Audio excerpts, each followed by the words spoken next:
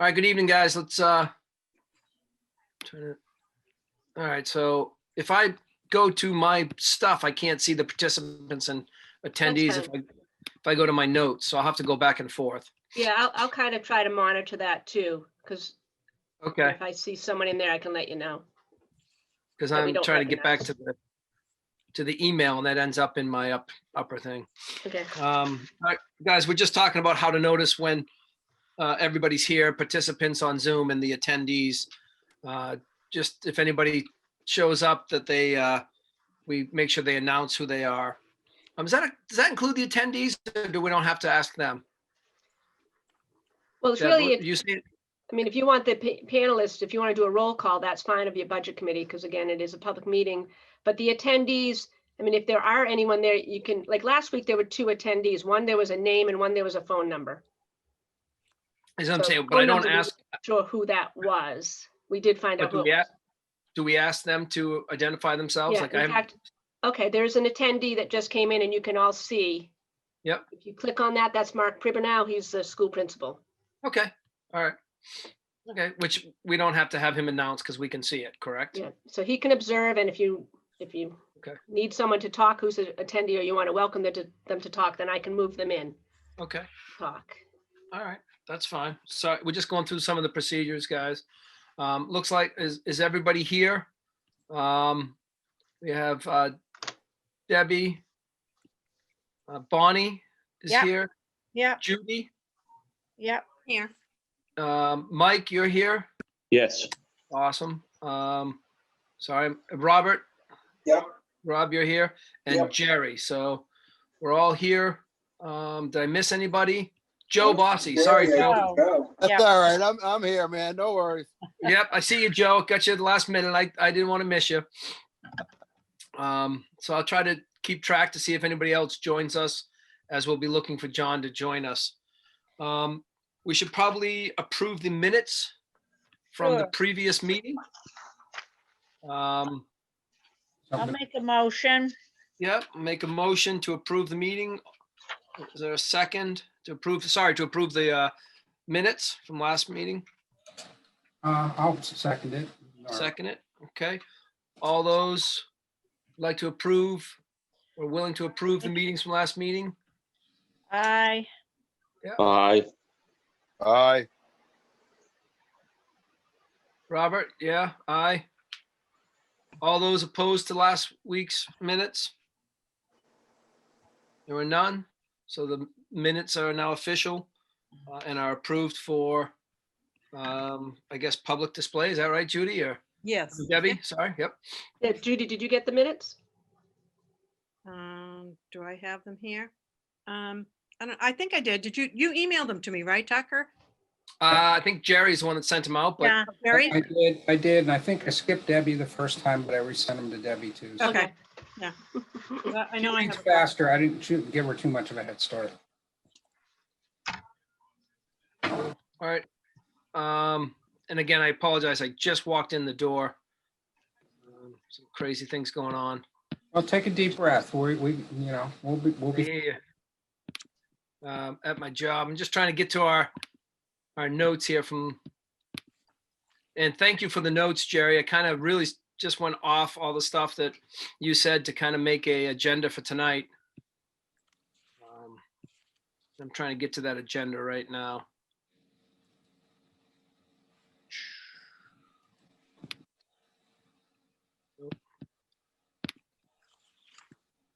I'm leaving now. Okay. Oh, sorry. If you feel, go ahead. bye. Goodbye. Here we go. All right, here we go. You guys will all learn why I'm late, probably later tonight. Or tomorrow. Got some All ominous. right, Are you all What's that? right? Are you all Yep. right, I'm Tucker? good. I'm good. Yep. Okay.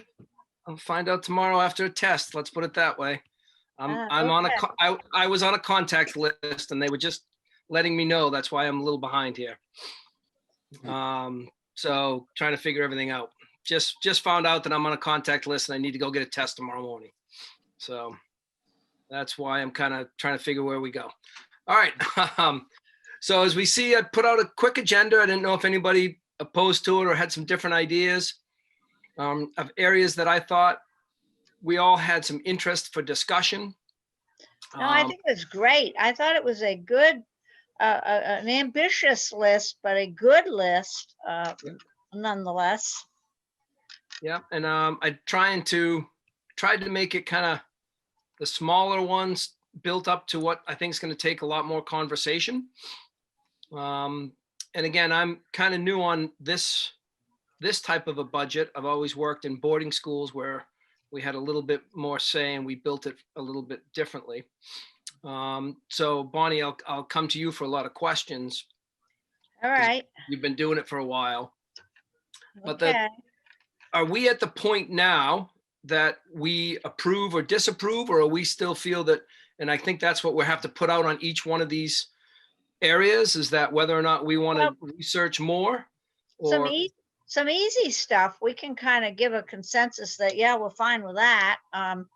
You know, usually we usually save big stuff for towards the end. And then of course we have to vote on the entire budget Yep. before we pass it on. But sometimes we'll say, you know, like the fence, for instance, we either want it or we don't. And we can kind of, so we don't forget it. I know sometimes we have to brush back through and, oh my gosh, wasn't there something along the way we meant to, you know, react to? So either way, there's no right or wrong either way. Right. Well, I think that's what I was getting at is, you know, should we go to some that, you know, are a quicker discussion or not? And what do Yes. people feel? Is kind of how I'm thinking about it. And I think since you brought up the fence, maybe that's an easy one to discuss. I think, people's yeah, I thoughts think are. can we I just think- start on that list that you had, Tucker, and we'll Yeah. just pick the low hanging fruit off at first? Yeah, we don't have to swing for the fences right away. Absolutely not. I tried to put it in that type of an order too, but The fence is in second place, I'll have you know. all right. Well, what do you got first, Bonnie? First one you had was the charter school question. And charter right now, there was only one student Right. involved in that. So the question is, how many do we want to budget for next year? But we would need some input from the school itself to know what the potential is for next year. And if I looked at the notes that got sent today, Judy, didn't you address that a little bit today? Yes, I did. I wrote in that, you know, there were certain numbers that came up every year. The numbers are a little bit different. But this is obviously this is an unusual year. Usually we have about 5 or 6 in the program at the beginning of the year, but throughout the year we've had 10, students in throughout the year. All students do not start at the beginning of the year and stay for the whole year and end in June. They come into the program and they work until they complete their competencies. So if they come in September and they only have 2 or 3 competencies, subject areas to work in, then they can get those done in a short amount of time. Then they can leave the program and that seat is available for another student to take it. So if we only have 6 seats, we can service more than 6 students because a lot of the times they don't stay in the whole entire year. Interesting. Now, does that mean that if you have a series of students, you may defer to a later date for a person to start? Could you say that beginning part? I didn't hear you. I thought that was pretty interesting what you were saying. So my question is, does that mean, let's say we buy 6 slots and we have one student we know is only going to be there for probably 3 months, but you have 10 students. Would you slate one to start later on? Is that the idea? Yeah, different students can start whenever there's a need. So a student can go in November, a student can go in January, in February. It doesn't make any difference. They can go in whenever there's a need for them to go in. Also, Robert, we have the ability, like last year, we had a couple, we sold a slot to another school. So we might, I can't remember if we had 6 or 7 slots last year, we only used 6 or whatever, and another school needed the slot. Just like if we had only purchased 6 slots and we needed 8, we could purchase if they were available from other schools, because it's all the North Country schools that send their kids to the charter school. Very good then. Yeah, okay. See, this is helping me understand this whole program better. So there are a finite number of slots available. We purchase, And- yeah, we budget what we purchase what we budget. Yeah. And we budget what we think we're going to need for the upcoming year. Right. Yes. And does that program build itself based on what all the different schools purchase? Or is it a finite number that they provide service for regardless of what everybody wants to purchase? I'm not In sure. other words, are they set up to handle 100 students and that's it? And they don't, they don't take or they don't sell any more than 100 seats? I think they must have a finite amount. I'm assuming because again, again, if we need more seats and there aren't available because the other schools have used up all the seats, I guess we would be Yeah. out of luck that year. But I'm assuming there's a finite amount of seats. Right, but what I'm saying is in the beginning, because they want you to pay up front, hmm each year, do they redefine what that total number is, or is it always the same every year? Well, each In other year we words, redefine our needs. So, yeah, Right, I'm assuming they probably do because they ask us a year ahead of time. What do we think how many slots do we want for the upcoming year? So maybe they budget off of that. I'm not sure. Yeah, that's what I'm curious about. Yeah. Do they do Yeah, 100 one year, 120 another year, go back to 80 another, and build their program based on the needs that are requested? I would think they'd need to hire teachers and plan, have Right. supplies. I mean, these things are probably a lot more supply intensive than notebooks and pencils. So Right. right. I imagine that's part of the reason they want some degree of commitment up front. Right. And You the might reason not why they use it. want it so early in the year. They want it in the previous year for the year, Yeah. upcoming year. Mhm. And Rob, are you thinking that we can bring the number down a bit, or are you asking for feedback from the whole group about that? I'm simply trying to understand how the program is designed to know what kind of flexibility we have in the numbers. See, for example, if that program, and it looks like because they want the numbers a year in advance, that they change the total number each year based on what is purchased, which is a good thing. That lends itself to a level of flexibility, and we need to, plan accordingly. And then, of course, we need the feedback from the school on what kind of services and what we see from the different grades coming up. Yeah, I'm assuming that's why they ask us ahead of time. And they run 2 sessions each day, and each session has a maximum number of students in the building at one time in a typical year. Again, as we've said, this is not a typical year, and therefore we only have 1 student attending right now. Last year we had our full 6. Does it ever happen that we've bought 6, let's say, and oh gee, we only have 2 or 3 that want to go? So it doesn't become cost effective. We paid for 6 and only used 2 and nobody else bought them. I mean, do those kind of things happen to us that we bought 6, only Well- need 4 and nobody bought the other 2? Well, we've never gone down that low since I've been here, as far as the number of students that do go into the program. But if we do have seats that are available, so And someone far, else needs they've it. been sold. We Yeah. sell them back to another district because another district may not have purchased enough placements, and then they needed some, and so they ask all the other districts if they have some, and then we sell it, so we get our money back. Yeah, But so we we have get, budgeted less and less. A few years Yeah. back, we had 10 seats and we had Yeah. 8. Now we're down to 6 Now we're seats that down we've to been, This is Budgeting for. typically, am I right in thinking that these are used for kids that have a series of problems that it is good for the school to put in these programs? it's a better that fit for the accurate to student. say? It's just a better fit for the student. It's not that there's could be any problems. It may not be, but it's just a better fit for the student.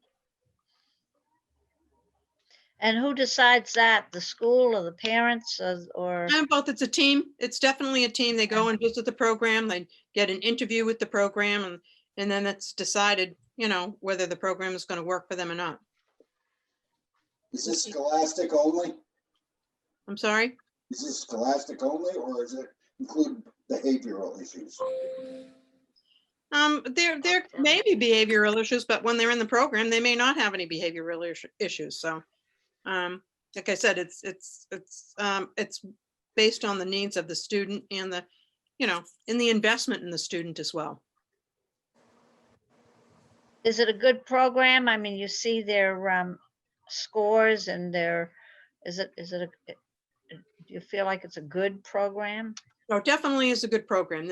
These people have been doing this for the North Country has been doing this for 15 years with this program. It's the longest running charter school in the state. And you see students that graduate from high school that may not graduate from high school. They might have, I mean, I think the original focus of this school was dropout prevention. Mhm. So it's getting those kids that might have dropped out for one reason or Right. another. It was their home high school was not a good fit, and this was an alternative placement to keep those kids in school and to have them graduate, and they're very successful. Right, right. So what is the measurement? What are the metrics? You must have some type of reports to evaluate this. Right. Yeah, we do. I don't have the metrics with me right now. Okay, could you get that to us so we can better understand the overall program and its value? And can you sell that at any time? So do you get full reimbursement if you sell it in January or February, or is it prorated? It would be prorated. Already. It is. Okay. You ever had to buy any? I think at the beginning we might have, I'd have to go back and look at that, but more recently we've sold a couple. Again, that's why we've dropped down to 6 because we were at 8. How would you feel about dropping down to 3 or 4? No. I would not recommend that. Because when you end up buying it, you're buying it.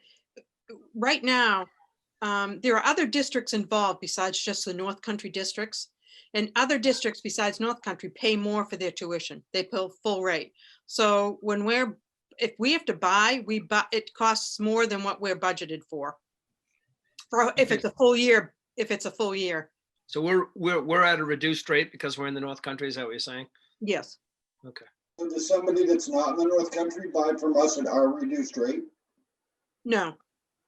Not that I know of. Vermont, there are Vermont students and they buy at a higher rate. So who gets the money? The charter. If Vermont is buying our slot, do we get that rate? In other words, do we get more than we paid for it? If they bought it at the beginning of the year, right after we had bought it? If they buy their tuition rates outside of the North Country at the beginning of the year are higher than than North Country rates. And they're in the other districts, when they're going, if they need more, they have to buy it at their rate. But what he's saying is if they buy our seat, do we make money off it basically? Yeah, there you go. Not our district, no. Oh, John Hamm has now just joined us. Is that right, John? Are you with us? Yeah, he's muted, Okay. but Yeah. He's there. All right. Well, So sorry, I didn't hear the answer to that. I've never Judy, did- seen that case happen. I mean, Okay. we've always sold to another school in the North Country. So Okay. I don't know what the answer to that question is. All right. So you do sell it directly to the schools, not like No. the, Yes, yeah. okay. They actually send us a check Okay. because we've already paid for it. Right. Well, I didn't know if maybe they Yeah. sent it to the charter school and the Nope, charter. they actually reimbursed. send it to us because we've already paid the charter school. There's an obligation in the agreement that you should sell it to a North Country, town that's included in it prior to selling it to somebody outside of it. I didn't hear that question, Robert. Yeah, Rob, your mic is really muffled. yeah. Oh, sorry. That ain't better? Yes. Yes. Yeah, that's much Yes. better. Okay, so I guess my Follow-on question is, Oh, In the agreement, is there any obligation to, if you're gonna sell a seat, to sell it within the other communities in this North Country Council situation? That's what we usually do, yes. We've never sold to someone outside of North Country. Can we buy a seat elsewhere? Is there another charter school someplace else? If that seems to be or we've bought just into this North Country. All the school districts are involved with this North Country Charter Academy.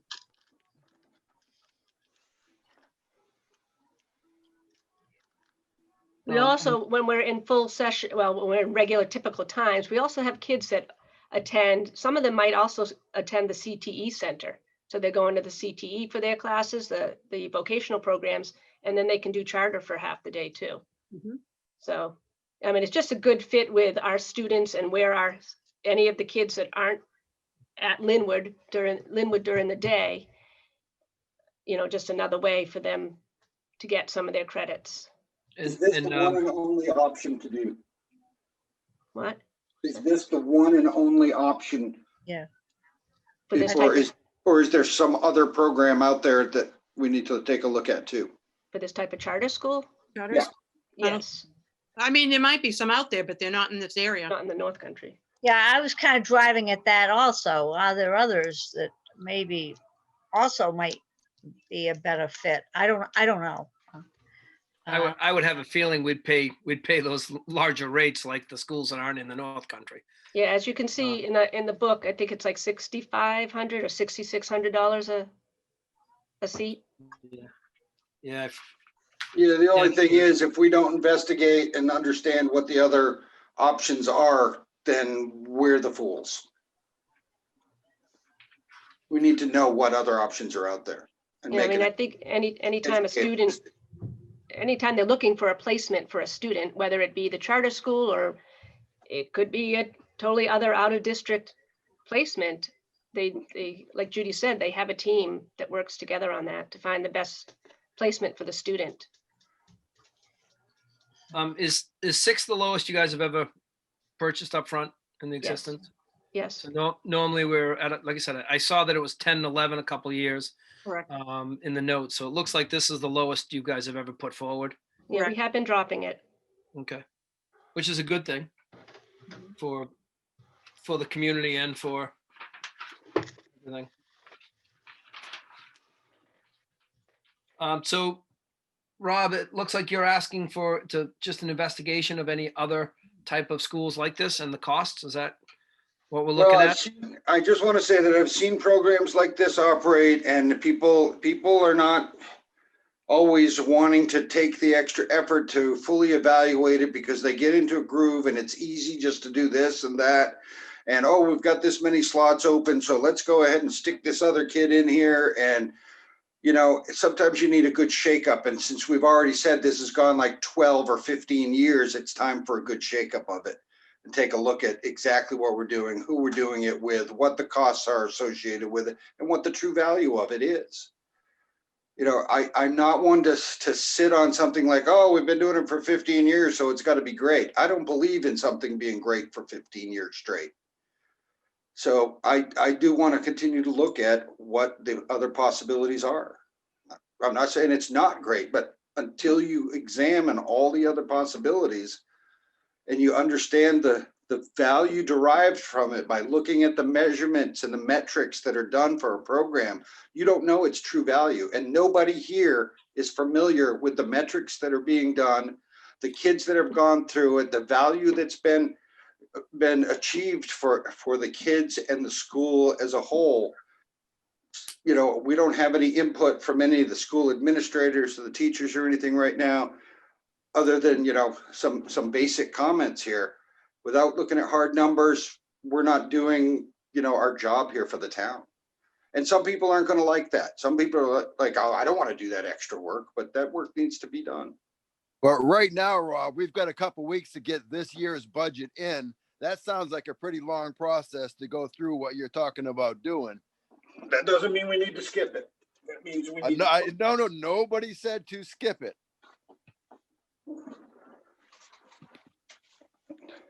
If you can go on the NHDOE and website and find out all the other charter schools that are available in what topics or areas of expertise that they hold. Some are charter schools for the arts. Some are there's some charter schools in Concord, which is an hour away. It's going to cost you more in transportation, in time. And then the students will not be able to, those who go to the charter school and to the CTE programs will not be able to access both programs in a day. So they're going to have to choose between a charter school and a CTE program. That might happen. Judy, if somebody wants to go to the charter school of the arts, how do we fund that? The charter school and what? I thought you just said there's a Oh. charter school of the arts. It's an hour away. Right. I mean, no one, we haven't offered any of that. I mean, the charter school that we've been working with and that works with the academics, it has worked well with the students, and it coincides with the two different types of CTE programs that are offered for students. So the students get a choice of two different CTE programs, and they also get the charter school experience if that's what's needed. So if they wanted to go to a different charter school, there's not a mechanism for that right now. No, there's not. Yeah, the transportation is probably not set up for that either, but No, it No, is. no.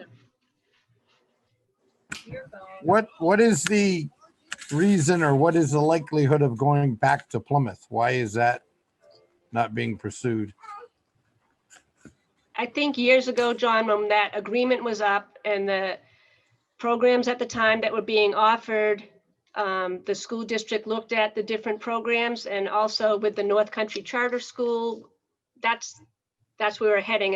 And they had access to not only, they had access to Littleton, and they had access to White Mountain Regional and all the multiple programs that each center offers. So I think at the time, the administration at the time said, let's switch to this CTE. So that's what they did. They joined up north. It just made more sense where things were heading as far as transportation wise and just the programs that were offered. Can we look at the price to go back to Plymouth?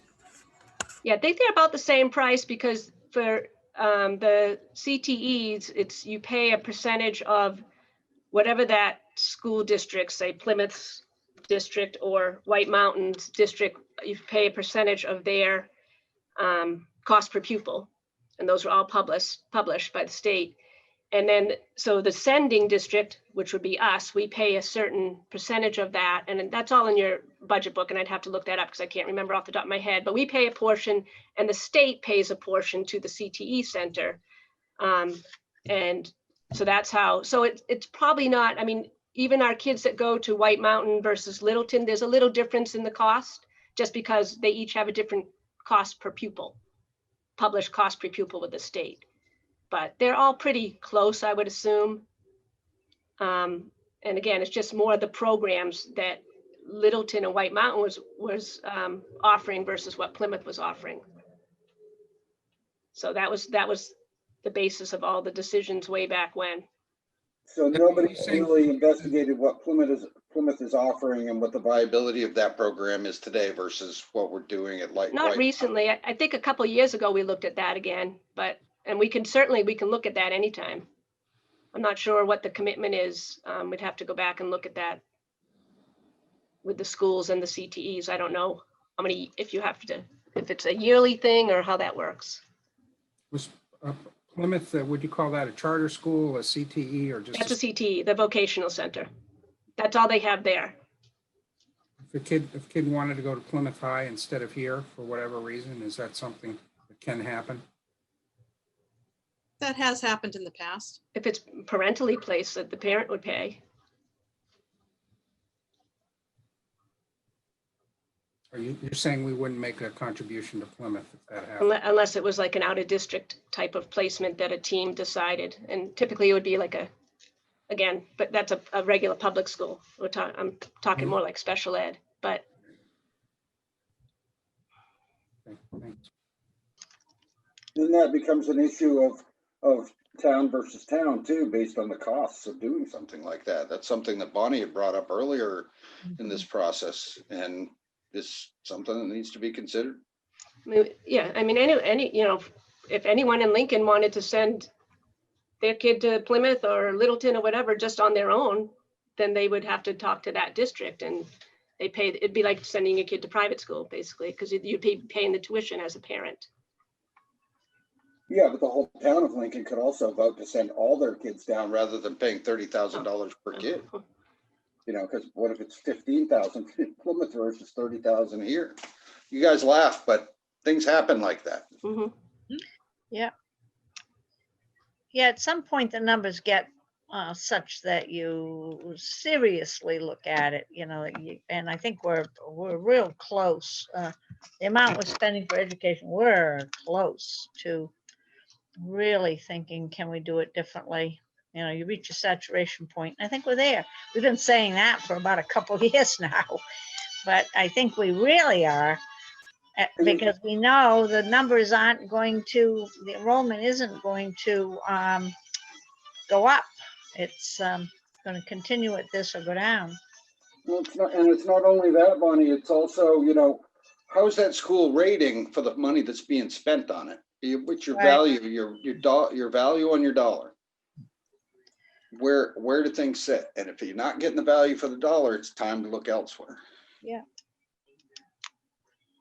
And I think it's time we do that, whether we probably can't between now and March, but we have to. I don't know whether this budget committee has to work year round and really come up with something for next year, or the community has to have an outcry that we want you to do this. Either we want to do it, or the community is going to say, we want you to do it, or the committee is going to form their own committee.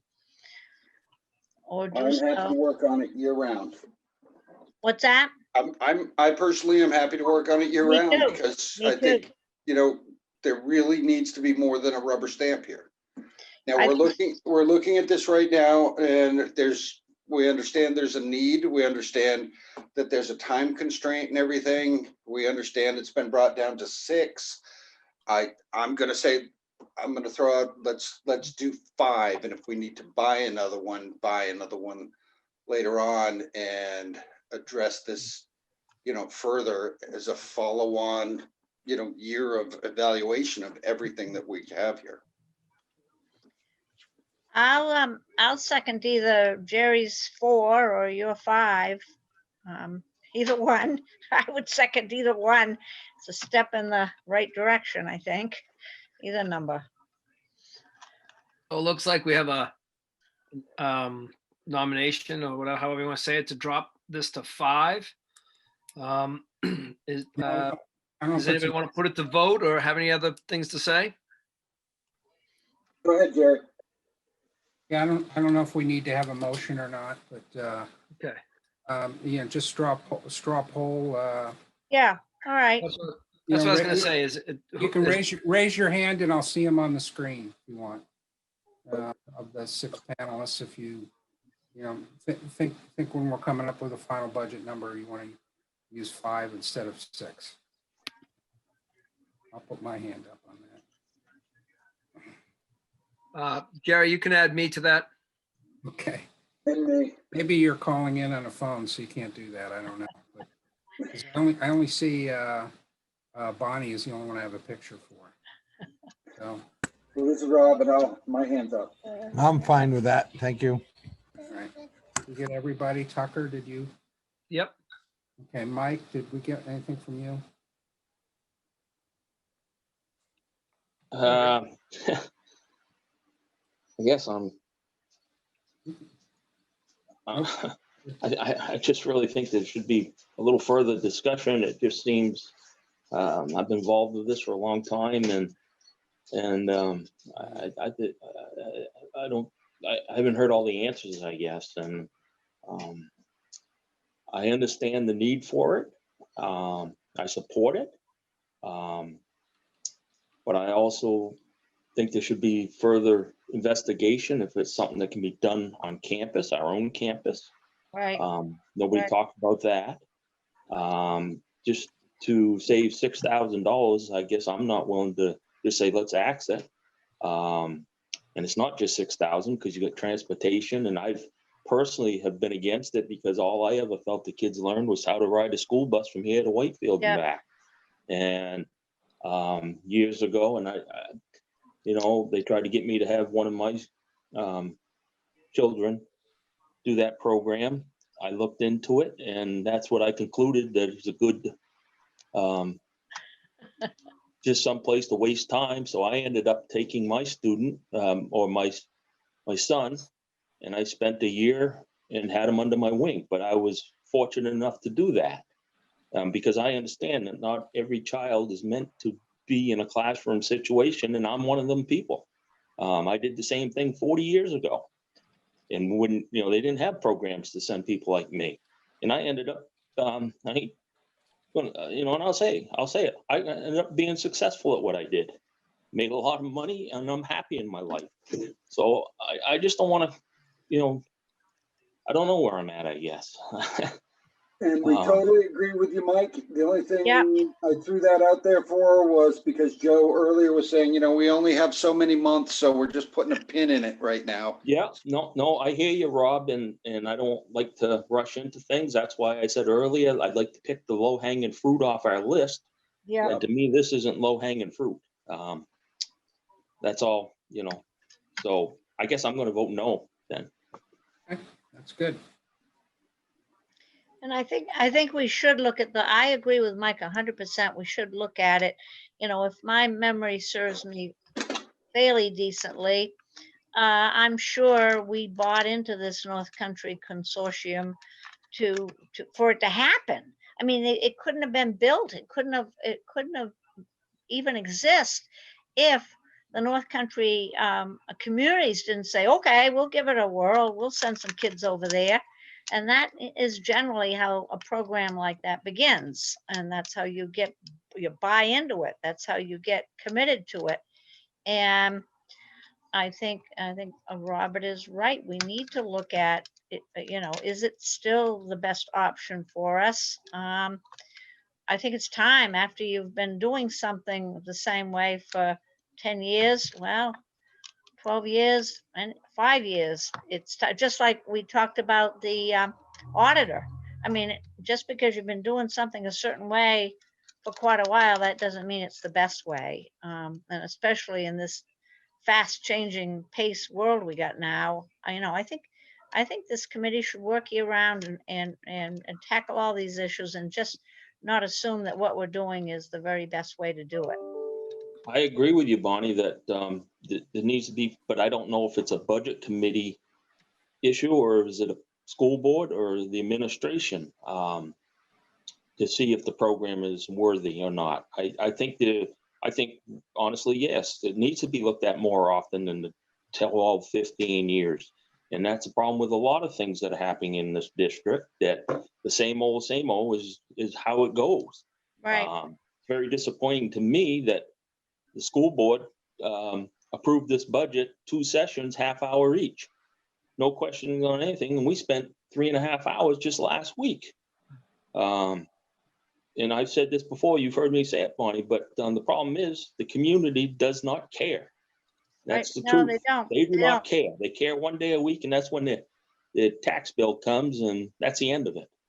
Well, and but I don't know if it's a budget committee issue or maybe, I agree with Rob 100% that, it needs to be looked at. But I don't know if it's our place. I don't think traditionally it would be, but we have the passion for it, and we have the talent and skill here. We have an invigorated board here that wants to make a difference and probably wouldn't mind taking credit for having made a big difference in the educational opportunity in Lincoln and Woodstock. So I think why it might default to us is we want to do it. We have a passion to do it, and we have some talent here. We really finally have a full slate of board members and a very, very dedicated and knowledgeable board members that that have an awful lot of expertise. So I think we have to do it or nobody's going to do it. That's just what I'm kind of feeling. Well, with that, I guess we can, I don't want to say table it, but Yeah. that's all been right. motion and there's been some thought.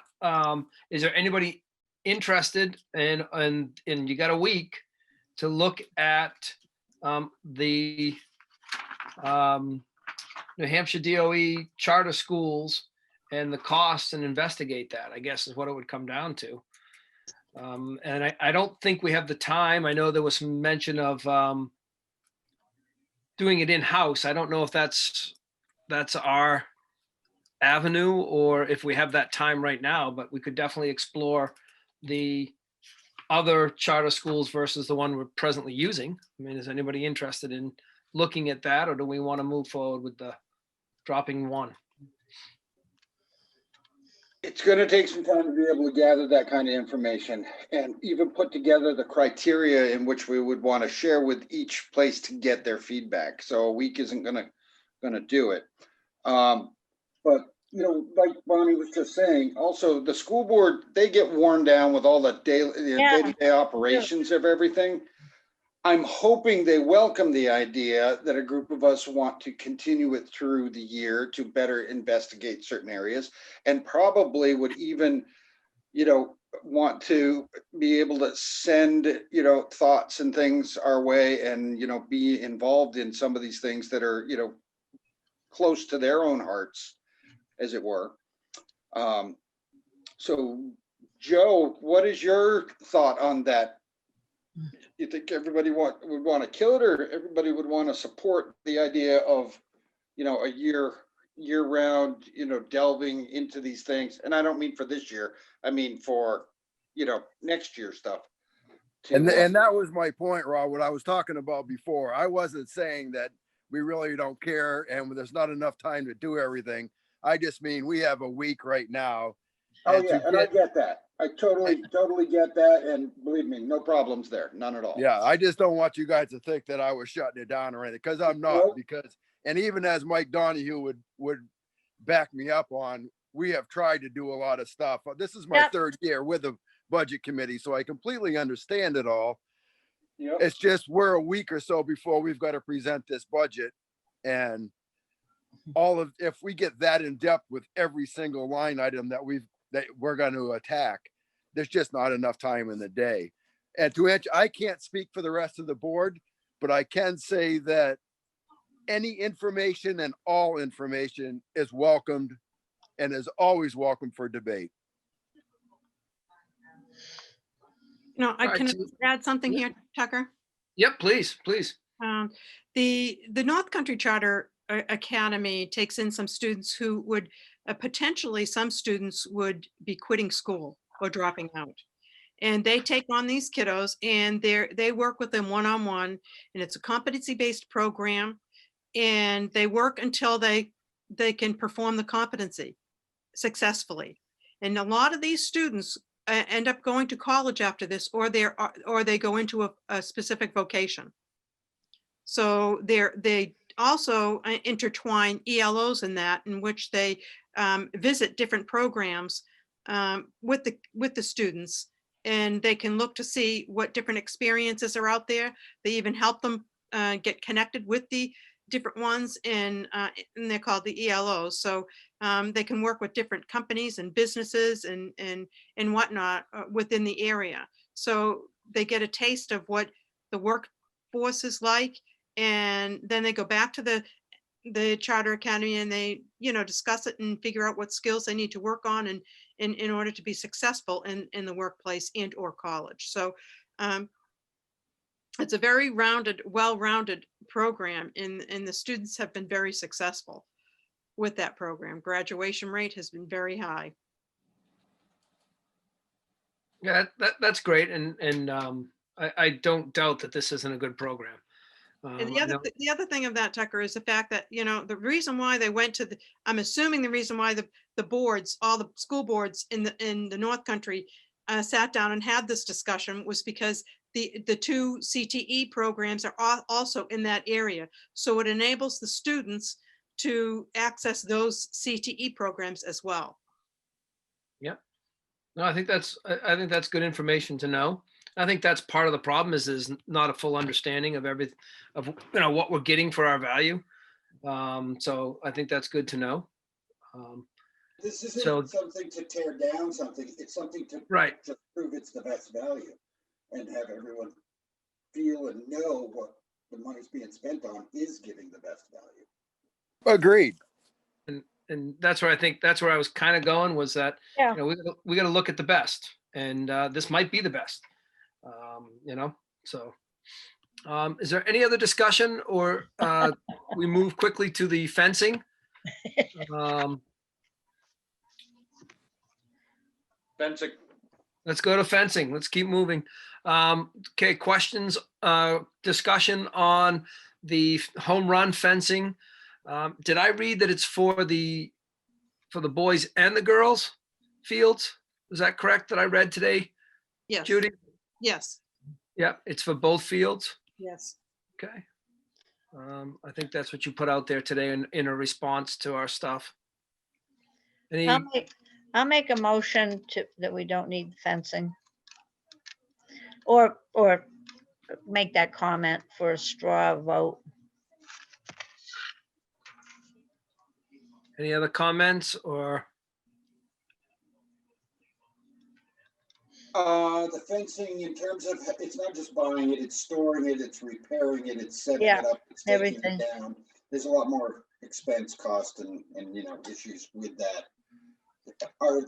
Does anybody have the answers to where it's gonna be stored, how it's gonna be stored, when it's gonna be stored? Is it taken down after each game? Is one fence used on both fields and brought back and forth? Is it two different fences? There's so many different things that are not answered with this. It just says, this many dollars for this kind of thing.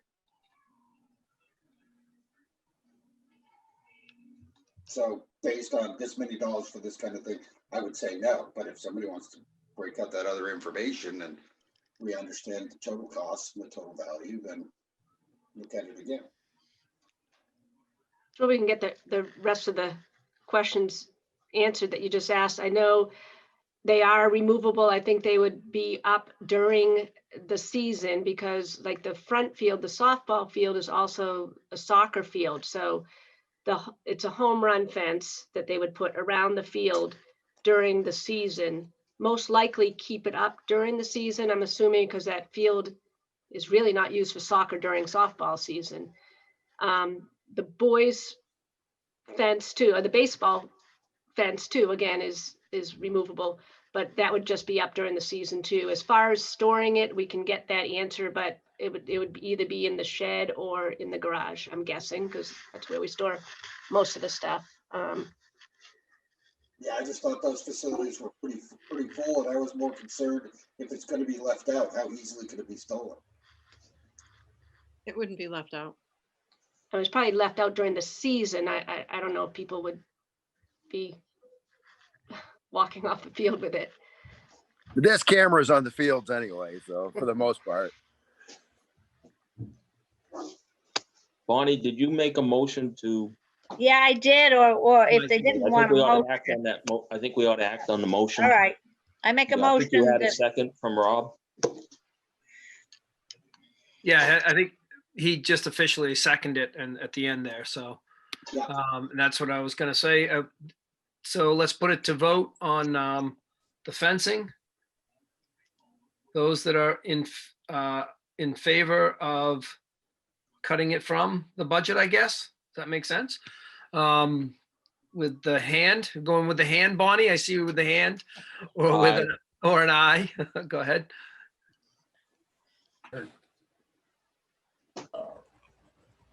I was a aye. I heard Tucker and was that Mike? I heard I, John's and I.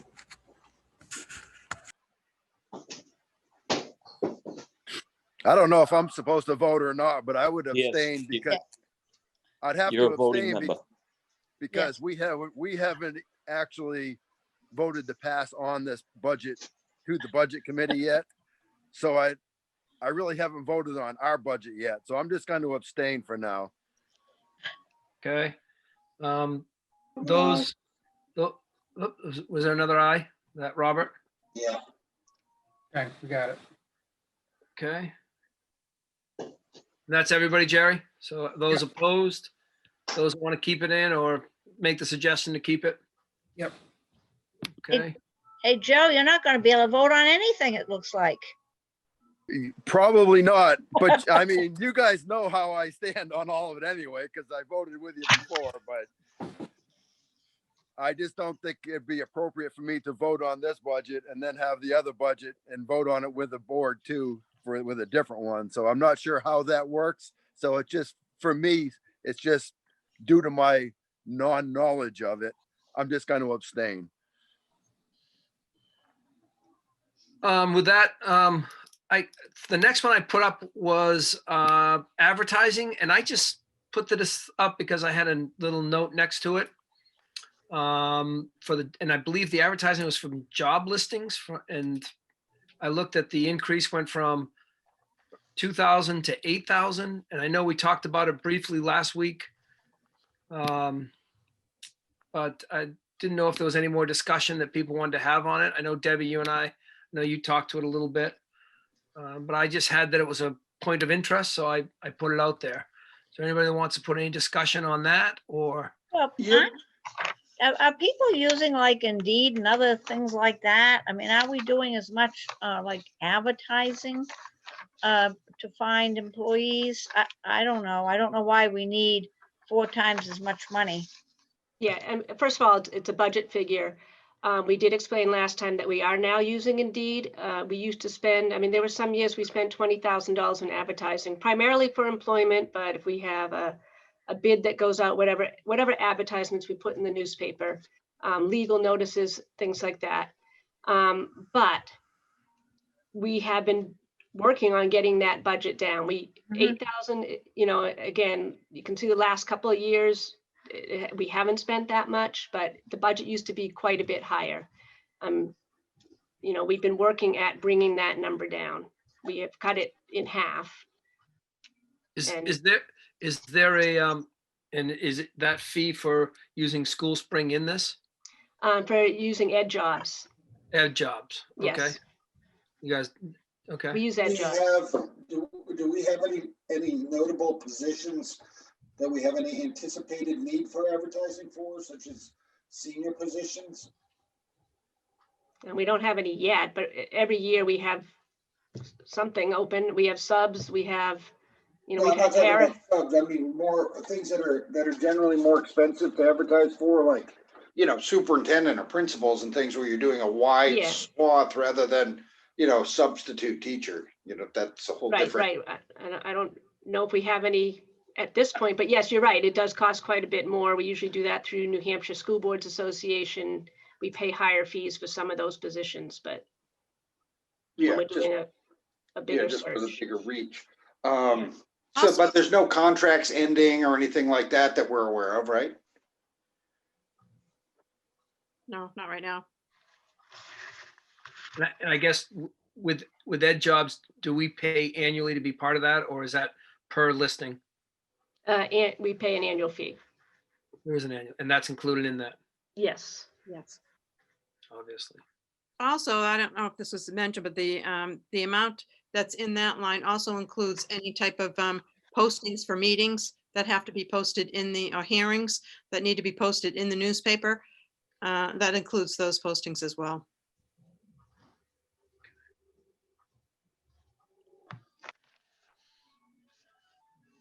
Well, if we made it 3,000 or 4,000 or something, I mean, that's more than we spent. Wouldn't that be enough? You never know, of course. It's just one of those things you never know. Right, you never know. I mean, like Judy said we sent out the information today, we've already spent we've already spent more than we did last year.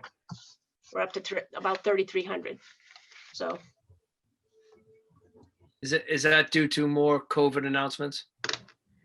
we did have we're looking for quite a few positions in the beginning of the year, some paras that and subs, and I don't know if it was necessarily due to COVID, no. I didn't know Just, if you had to. every year if there was any that varies. special- It just varies. Yeah. And you said you're at 3,300. Is that what the thing said earlier? For spending to date on that, yes. Right. Okay. But again, we work at trying to get it down, and Indeed is great, you know, because that's free. So, Right. but sometimes we just don't get it out of Indeed, so we have to put it in the newspaper. It's just another way to reach people.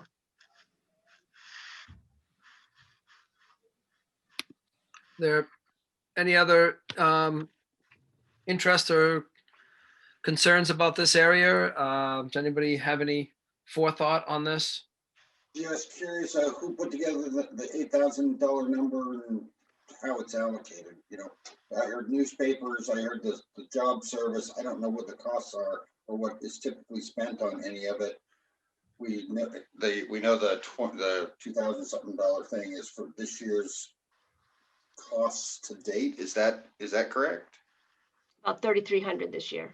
3,300 cost to date right now. So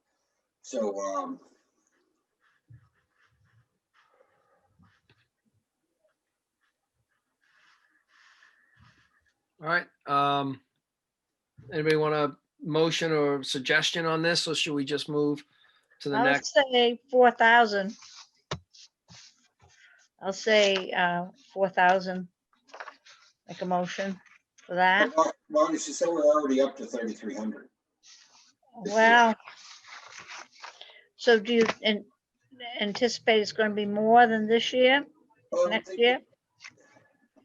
Let me ask this question. Are hirings for next year needing to be in this year's budget for Right. use for the summer? When does this budget take over? So in other words, are the hirings for next school year to fill any openings part of the budget we're talking about now or the previous year's budget? There's a little overlap there. I mean, most of our hiring starts in the spring. Right, that's what I was And then asking. at the beginning of the school year, I mean, again, and over the summer. So part of it's in the current year because our fiscal year ends June 30th. The number from last year's budget, 2235, Yeah, is that what was spent or was that what was budgeted? That means That's you're what over was- budget? that's what was spent, What was budgeted? Do you recall? 8,000, I think. So this has been a normal, Actually, that's, yeah.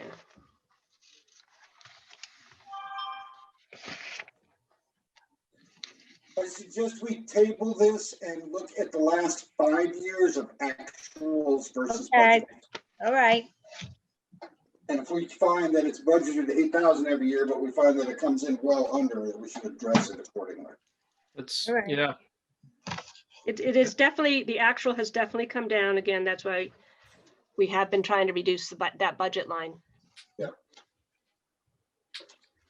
And so if we could get the information on what's been budgeted the last few years and what was actually Yeah.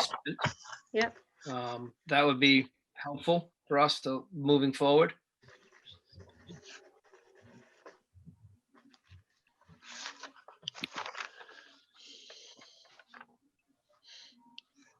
All right. This one, I think this was Mike, you, right? You wanted to know what the salt spreader was? The next was the, Yes, salt- yeah, no, Yeah. and I see her answers. I guess the existing one broke. Right. Didn't know that, just because I knew we had one. And- So that makes did sense. I read it right? That they're, yeah. Yeah, did I And read it it's, right that they're buying it now, so it's being taken out? Just broke. So we need to purchase it now. You say it just broke, though. It must have been a couple months ago, because it's been in the budget since day one that we got our budget book at Thanksgiving. It was in there before that, so. It was in the budget for next year. And because it broke now, we're going to have to purchase it a few months ahead of time for this So season. we don't need to have it in this budget coming up then. Yeah, we can take it out of the budget. Unless Yeah. something else breaks. Yeah, but right. Take it That out. specific item does not need to be in next year's budget. Right.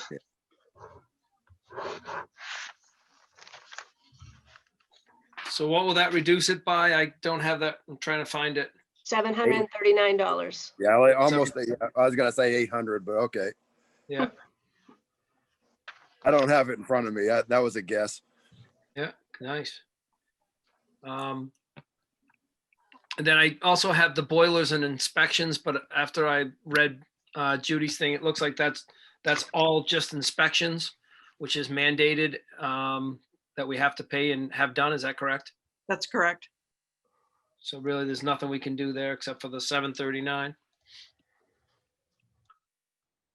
Unless I'm reading that wrong. Is there anybody else see that differently or?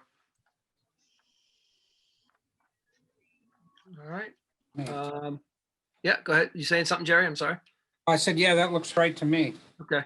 All right, we'll move forward then to grounds and maintenance. I had that as some people had some interest or curious on a breakdown of what was being spent. I didn't get to that if you sent it to us, Judy. I have to go down and look right now. I have a thought on that and my concern, and I think, Joe, you can lend some real good information on this. With this past year's drought, I know personally, I've got a lot of lawns that are dead as hell.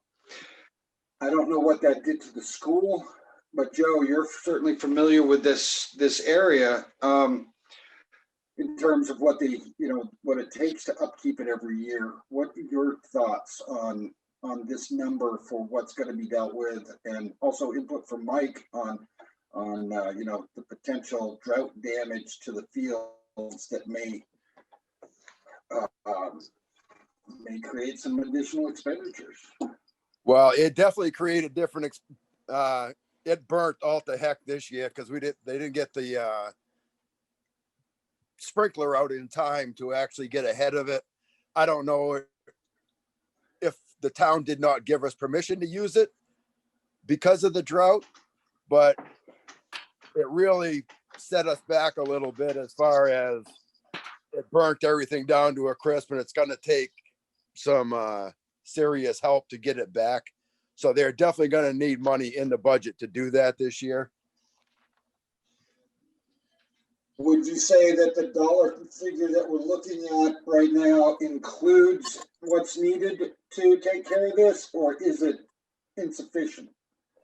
Well, Oh, it is. It's Mike's hard to, input on that too. Go ahead, Mike. we asked for a breakdown on it, and we didn't. 2 years ago, even last year, there was a detailed breakdown of what they were going to apply to the fields and so forth, and we didn't get that this year. I think we need that to make a decision. Like Joe said, it's kind of discouraging to throw $20,000 at the fields, and then you have a summer like this year where it's just an operational maintenance thing where it needs to be watered, and we have a water cannon, and it just didn't happen. So I'd like to know what's being done for the $20,000 under 2630-430, and I'd like to see the quote from whoever the tree removals. They get $10,000. That's a lot of trees.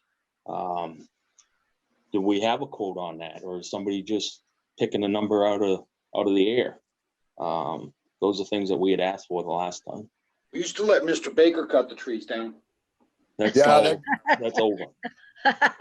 Can no longer do it due to safety or. I know, that was a joke. Yeah, you believe me. I loved having Mr. Baker do it. He did a great job. He did. He definitely did. In fact, when he was told he couldn't do that anymore, I told him he could come up on my land and cut trees down. It really bums me out because there's a lot of dangerous trees out there that don't get cut, and he used to take care of. Who can we send this topic back to and ask for a breakdown? And can we also request that they get in touch with, there's the county office of agriculture and stuff that'll come out and test the soils to determine what type of nutrients are best needed to grow what we want to grow for grass? Rob, those tests are included in that price. They do have it analyzed. We used to use UNH when I was there. Oh, nice. But this company that came in actually does a test. They break it down almost to the molecule. Nice, because the guy that I pay to do mine, he just throws crap on there and I pay for it and nothing happens. Yeah, no. This company definitely has a science to it. We used to do it just mail it. We used to mail the soil into UNH. It only cost like 20 something bucks or something like that. Right, yeah. And then they would tell us what we needed. But this company does that. It's incorporated with it. Excellent, excellent. My only issue is we put all this money in. If we're not able to water it, if the town says we can't water it, I mean, it's kind of throwing money into the wind. So I think we need to investigate how come that didn't happen, or if the town did shut us down. Because if they're going to shut us down in low water, it doesn't make much sense to keep putting all the money into it. Right, because we're literally investing in a town property and the maintenance of that property. And then because of town regulation, we're destroying and wasting the money that we're putting into it. 100% accurate. Joe, was this put out to bid, this company? I cannot answer that. I don't know. Yes, it was put out to bid. It was put out to bid. Was put out to bid, Judy? Okay. I do not recall that, and I Not don't this have year. that information in front of me. So I mean, when we put it out, I mean, we put it out to bid when we're doing it. We did put it out to bid. Okay. Okay, I so the guess as a board member, I didn't see the bid, so I guess we just saw the end product. Hey. And how long ago was that bid, Judy? Because you said when you started it. It was last year. It was last, okay, every year it's put out to bid? Okay. Well, it depends on the contract. If it's a 2-year contract, then we keep the service provider for the 2 years. All right, so what is the contract in this bid? Is it a 2-year, 1 year? I'd have to go back and look. I would. Because to me, that would be the information I'd want to know is what is this contract? Joe, you mentioned this company and it looks like it was out to bid, so I assume they won the bid. And those are the information I'd be curious about. Judy, do you have that stuff, I assume? We have it at the office. I don't have it with me now. No, that's what I meant. So you can get that to us. Yeah. No, I'm not looking for it right now. No. I If we would can get that- actually suggest a longer term contract where they have a responsibility to actually produce. You know, we get to see green grass after a certain period of time because you don't really recover lawns like that in one season. For some reason, I think this was a 3-year process. It was supposed to be every other year, but I believe it was every year at first. It was initially a 3-year, yeah. Or Yes, I believe it was. First year, second year, and then every other year after that. Yeah. Was the proposal. So But last year, We'll pull that last year out. last year was an off year. They didn't do anything. They didn't come out. They were supposed to, but I think the money got cut for it. Okay. Yeah, we cut the money, I think. This is probably better since the drought occurred anyway, so. Got lucky on that one.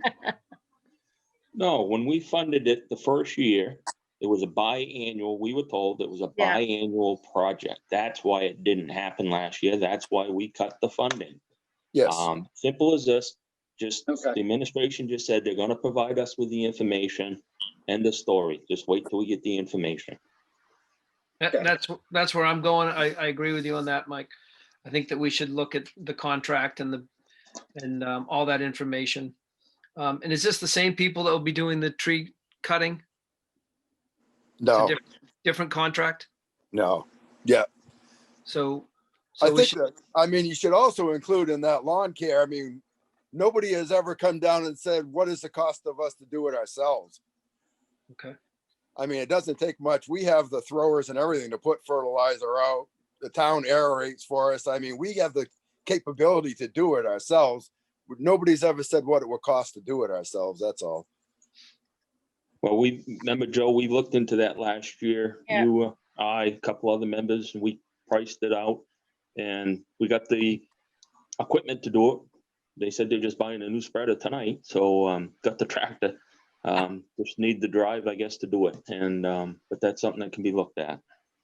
Yeah, that's why I brought it up. Yeah, Yeah, exactly. no, I understand, Joe. I think we need to move forward.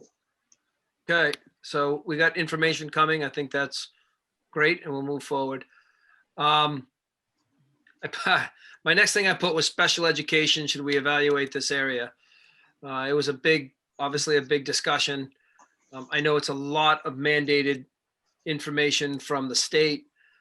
Again, I started thinking, the reason I put that is due to time constraints, and there are a lot of laws built around special education. So I was just threw that out there for anybody's discussion. Anyways, just something to throw out there for a discussion. I think it's a big discussion. It's obviously a big line item in the budget. And never mind a very important program. And so I don't know what we do between now and February 10th or whatever it is. I don't know how we can do it, but it's certainly a very important program and and there are options there. There really, really are options there that maybe we need to look at, from continuing to think doing it in-house is the way to go, or joining forces with other districts. The White Mountain region area has a big program, and that they get students from Vermont and never mind surrounding North Country towns. I'm not saying that we talk to them about providing our needs, but there's so many other ways to do it, and keeping in mind Robert's wish to see the matrix and see the effectiveness and see how it's going and what the kids are accomplishing or learning. There's that aspect of it too. So I think it's something we got to look at, but I don't know how in depth we're going to get. My thought on this is that we all, on our own, take a look at everything, come up with our set of questions and dedicate one meeting to this topic of discussion and build an outline around it based on the different budgetary line items, and then address each one of the, outlined items, with discussion and see where it leads. Yeah. Right. Just a little bit on the special education, specifically the partner classroom. I'm not understanding if you're talking about shipping these kids out somewhere else, but part of this program is designed to include these kids in their classrooms with their peers and get the services on the outside too, all in the same place without shipping them away and separating them any more than they are. I understand that. I know, but I just want you guys to understand the other side of it too, as you're deciding what you want to do. Yeah. Yep. So just to help frame whatever we think about offline, Debbie, I think what you sent me says we have 4 special ed teachers, and then the partner program. Those are probably the 2 really big hitters. Mm-hmm. Special education, is that right? Are these the people that are counted for the ones that walk around with certain kids and just stick with them all day long? Or is that a different group of people? No, those are the paras that stick with them for the most part. The partner program itself is the people that oversee the program on property. Like one girl, she has a master's. She's here most of the time, and she organizes what the kids need, and then she assigns paras to these kids and sets up their programs, what they need, and then every single thing is put back into documentation, and it's a pretty big process. And it's a good bang for our buck, really. But is there other ways? That I don't know.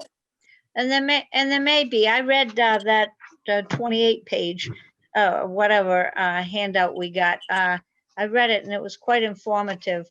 And it's worth looking at. And I think this is a category where we want to add up all the expenses that are absolutely everywhere in the budget to meet the needs of these 7 children. Everything that goes into not just the paras and the partner a program, but everything to see. And it's, I just fooled with it a teeny bit, and it looked like, a number like about 60,000, just not even really digging. It's a very expensive program. It's a very important one, and everybody's needs need to be met, even if they are expensive. But it's a big, it's a big commitment, and we need to be sure that, just as we were talking about the charter schools or anything else, that it's a quality program, and it's the best way to do it.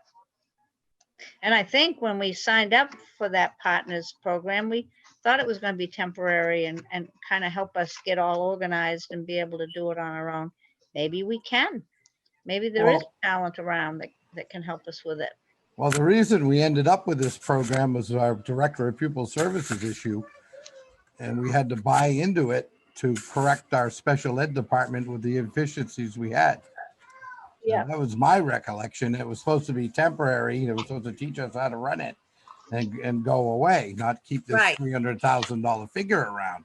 But it was all generated from one person, one staff member, and a grievance, from my recollection. being Yeah, on the that's board. how it happened. That's how it happened. And we may have talents that we can attract, or talents or folks we have in house that can train to do some of these tasks that we're paying that big management costs. I just added that plus the pairs and everything, and that's how I came up with this, without adding books and the value of space and every other thing going. It's a very expensive proposition, and some of these things just need certificates. I learned that the BCBA certificate is a certificate. It's not like you go to college to get it and $20,000-$30,000 later you have it. No, it's a certificate. And some of these things that we're getting, maybe we can train in-house people to become real specialists in it. That's all. We just need to look at it. We just need to not assume that this is the only way to do it. So Debbie, go ahead. Looks like Oh, you're, Judy was trying to say something. Muted. She was muted. Sorry. I just I was want muted. to clarify some things here. The reason why this program was brought into the district was because we had students who had intense needs that the Right. district needed extra support in, and specialized support from specialized instructors Right. that are not typically in a regular ed program. So in order to do that and abide by the federal law under IDEA for the least restrictive environment, which is their community environment, we were able to contract with this program in order for them to come in. If in order to meet these students' needs, if you take away that program and they go to another program, it will be approximately 150 to 200,000 a student. Well, we'll investigate that and verify those Yeah. numbers. Thank you. Yeah, and if we'd have to have consistently more than 4 or 5 for it to be a cost-effective way to do it. If we have 7, 8, 9, 10 students that need this very specialized program, then it's a bargain. But if we hover around the 4 or 5, well, it'd be about the same cost to spend the 150 versus what we're doing.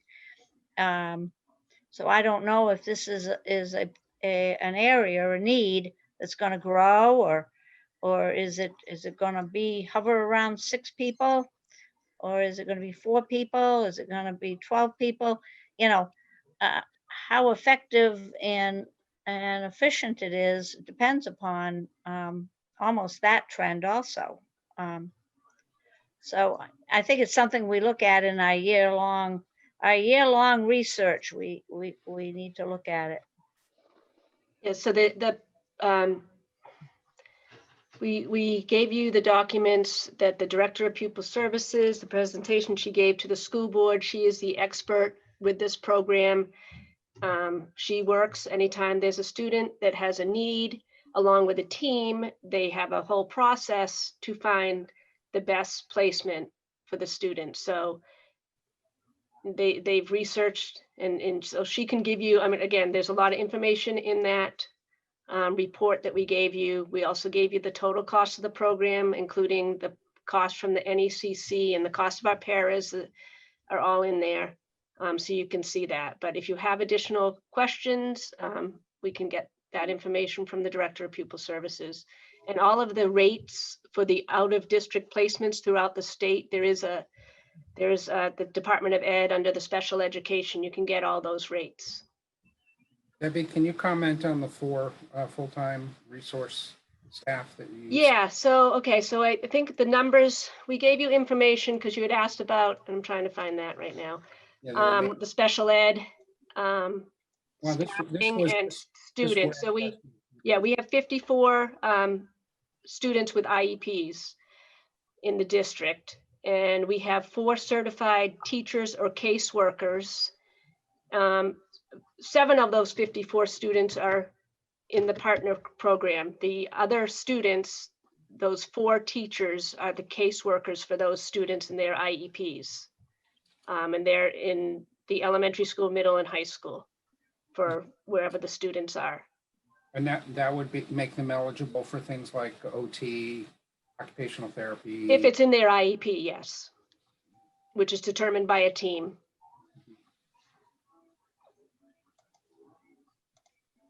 Yeah, but the OT and all that, those are the specialists that come in and work with the students. Those aren't the special ed teachers.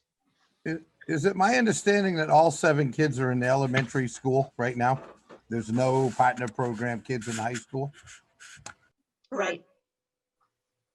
Do we have kids in the high school in the partner program, and where are they, or do we not have any? And what happens when they go from elementary to high school? We do have a student, I think, that went from the elementary to the middle school, and they are actually giving some services to that student because it's a tough transition to go from the elementary to middle school. But there's different grade spans. Right now, that program is supposed to be for our K to 5 students. That's the program that we have. So either that student. What do we do with those students once they leave grade 5? So this is the first student right now we have in 6th grade. So they're providing services, and he's Judy, you can elaborate. Sorry. transitioning out of the program in grade 6. So the program is the intense program is for grades K through 5. But then as they get into the middle school, they develop the skills. The goal is for them to develop the skills and transition out of that program, which this particular child is. Oh, that mainstreaming, is that an accurate education term? Yeah, you can use that term. I mean, like Joe said, the goal of the program is to have these kids back in the regular classroom whenever that occurs. Right now, when they go from elementary to middle school, well, again, this is all new. It just started in elementary school. Just for my history, how long has it been in existence? I know you mentioned it last time. It's our 3rd year. 3 years. This is the 3rd year. This seems like to me, now that I understand it better, that's an awful lot of money for 5 kids in elementary school. 7. I thought 7, okay, 7 in elementary school, and I thought it was K through 12. So wow, that's a humongous number. Why can't we hire somebody that can deal with these 7 kids with the pair of staff we have? I guess I don't get it. I mean, I understand the program's working, it's getting the job done, it's saving us from placing, but now I understand we're not placing them because they're all elementary school kids. And once they go to the high school, it's a whole different program. Back when they did the public presentation on this program. I attended it, was very interested in it. And they told us that there couldn't be more than a 3-grade spread. Yeah. Any students, there couldn't be a spread more than 3 grades for kids in this program, which I'm probably they're staying within that. But also part of their presentation was that they told us they hoped that on the 3rd year, they'd be leaving our district, that Yep. we'd be educated enough and would be at the point where the administration would know enough about it and the paras are in place and we could hire and do it in-house. And that ain't happening. It doesn't even look like there's an interest in that happening. And I guess that's the disappointing part to me. There was a program set in place, told us what they were going to do, and why isn't that happening? I also don't understand. This is what my child did at Whitefield, ran an extensive program with 2 other women who are making about $40-something thousand a year, which is far less than this program cost us. I guess yeah, you're right, Mike. That was what was presented to us when we were on the board, 3 years, and then they're out and we run it ourselves. And that, you're right, there's no exit ramp here. Seems like it's just going to continue. And why can't we hire somebody to do it ourselves? It doesn't, I don't know. It doesn't make sense to me. Well, I don't believe Angela said 3 years. The way she put it was hopefully that she would work herself right out of a job. Yeah. Ideally, that's the way it was put out of her mouth. And ideally that should be the case. But at this point in time, are we set up for that? Probably not. Could we in the future? Absolutely 100%. The recommendation I heard from administration is that there was a strong likelihood we would be unsuccessful at supporting these kids and providing an adequate education, doing it ourselves without the partner program. And the cost of a failure for us would be then sending them to one of these non-local schools at maybe 3 times the cost. So even though it's expensive, I guess there's a great deal of confidence that these kids will get an adequate education. That also suggests that we don't have a competent administrative group to be able to run a program to successfully succeed. Is that what they want to tell us? They can't do it?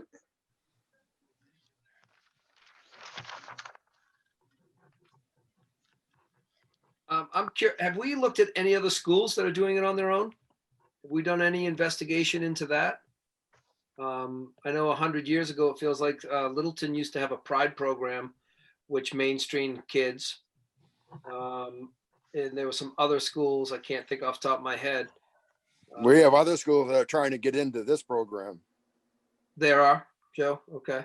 Yeah, I'll let Judy speak on that. She would know more than me, but. Yeah, we have looked into and visited many schools in the southern part of the state that have this particular program, and for these types of students and these types of needs. So yes, we investigated. It took us a whole year to look into this, and we had done that, and we did our homework, and this was the best program out there. No, But I was saying there was other schools that came here to investigate this because they wanted to do it in their schools. Yes, they also did. Yeah, the North Country schools have come and looked at our school to see if they could hire that same company to come into their and develop a program as well. And they're still moving forward with that. I don't know what the progress is on that at this point in time, but they have visited. They've also looked into asking us if we had any openings. And at the moment, we don't have any openings, but if we did have an opening, we would certainly look into that aspect of it. I'm actually going the other way. I'm wondering if we looked at any schools that do it themselves. Yeah. I don't believe that. I believe you guys did due diligence. I do believe that. Yeah. And the only reason I say that is because my first teaching job was in Littleton, New Hampshire, in the Pride program, mainstreaming these kids. That was my first job. I was hired by Littleton at a whopping $7.50 an hour or something. I can't remember what it was, but it was pretty low. And that was my first job. Now I know things have changed. I know that the laws have changed. But I was just curious if there are schools that are doing it themselves, or if this program that they said they want to work themselves out of a job, where did they work themselves out of a job? Is there a school that they did work themselves out of a job that we could go look at and maybe mimic that also? And is that cost effective? And then Those are the there's things question. I'm getting at. Tucker, right now, you've got the principal on that was mentioned earlier. Let's ask. Principal, can you develop this program in-house? I don't see it. I can bring him in. Yeah, I don't see him on there, but Tucker, those are He's- some awesome questions. Yes, He's an attendee. I mean, I'm sure he can speak to the program. Yeah, let's ask him. That's, you know, I mean, that's. You put him on the spot here. You're gonna bring Mark in? Is that your plan? Yeah, and he can actually tell you he's about his listening, experience from other schools too, because he's, okay, hold on. Let me see if I Well, can. I hope he's dressed for this. Oh, he is. He's got his white face on and white shirt. There he is. Mark, you're in. I don't know if, can you see me or am I We can just, see your name. just your my name. Have your video on? okay. I don't need the video on. That's good. Um, Listen, a lot of the social and emotional needs that are taking place throughout the North Country because of traumatized students, because of disabilities that they have, are really hard to overcome. The schools in the North Country are struggling with people like this, with students who need this extra services. People are saying, well, let's just do something in-house. Let's just do something in-house. When I was teaching in Lancaster, when I went to Whitefield, my wife is a teacher in Littleton, it fails. It absolutely fails. I go to principal meetings and I talk this program up constantly. We have students that are actually waiting to get into this program. So as one person, we talked about the transition, but you got to talk about the transition and the success that that person's had as well. He's transitioning to the high school because, or to the middle school, because that program was successful for that child and it worked for him. And we're slowly releasing the NEC program from him, or him from the NEC program. And we're seeing that he's able to be a totally different student than he was a few years ago. He's having a lot of success. He's charismatic. He's doing the right things in classroom. It's wonderful. I think when you look at saying, what can we do in the classroom? What can we do ourselves? Or can we hire somebody to do that? You're talking about hiring a BCBA. Those guys are expensive. And it's not just a certificate. They have to go through a master's program. They have to be certified that way, kind of like a teacher gets their teaching certificate. It's expensive. My daughter is doing it right now. She's in a program where she works out of St. Johnsbury, and people tuition kids to go to their facilities. It's a highly intensive program. The kids work with the behaviorist and it works. You know, if you're looking to want to do it on your own, you know, then you better be prepared to invest in a BCBA, and they're not going to be cheap, because when you hire them through Northeast NCS, that's a lot of money per hour.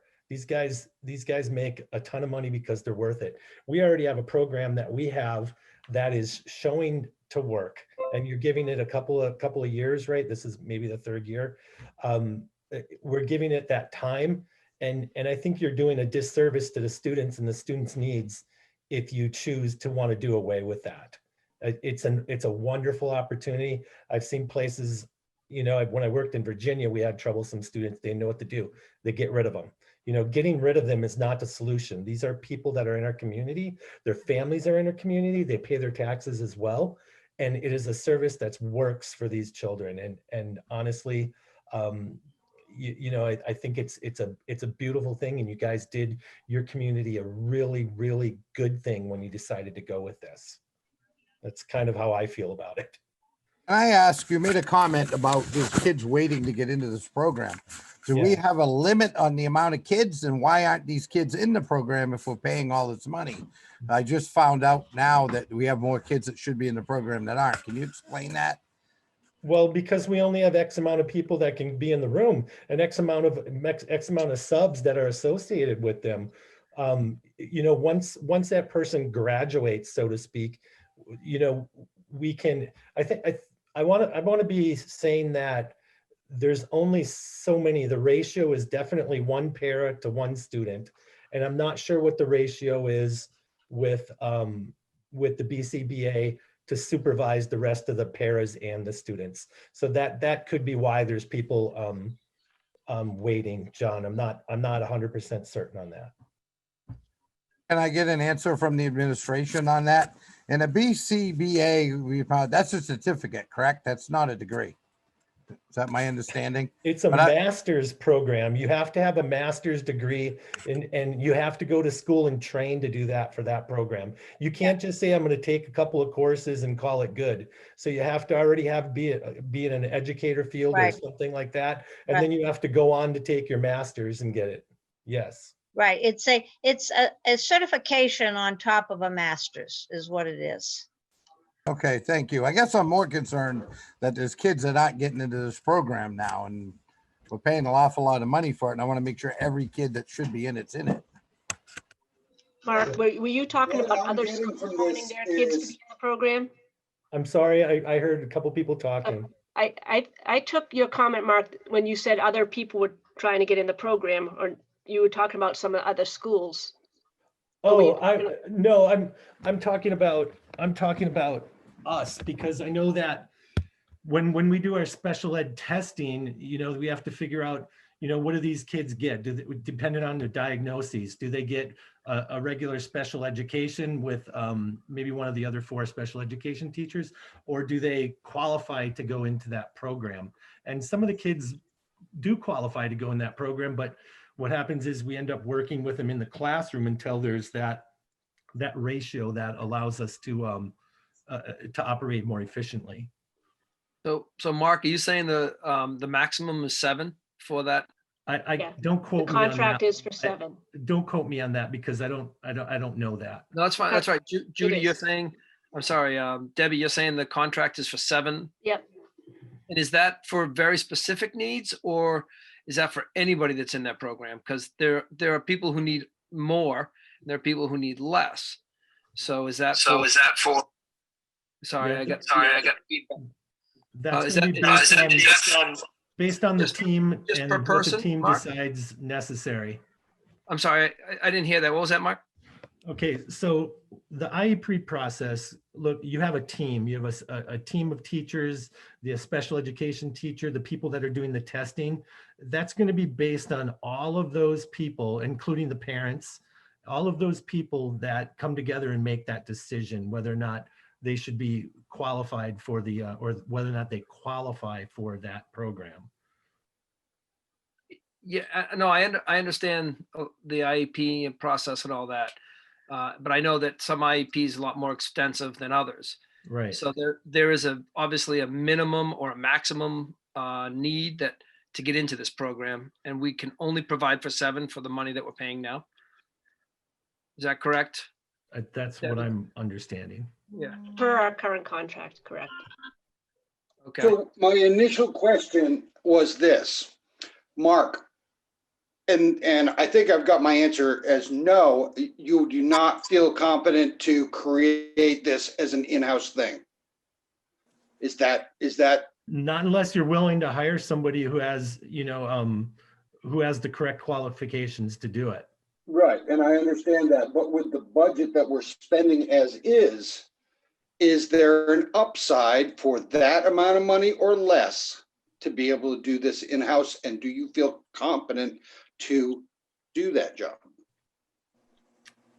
I don't necessarily follow that question, because I don't know, I don't have the budget in front of me, and I don't have that. I don't even know how much money exactly we're spending. I don't know what you're talking about.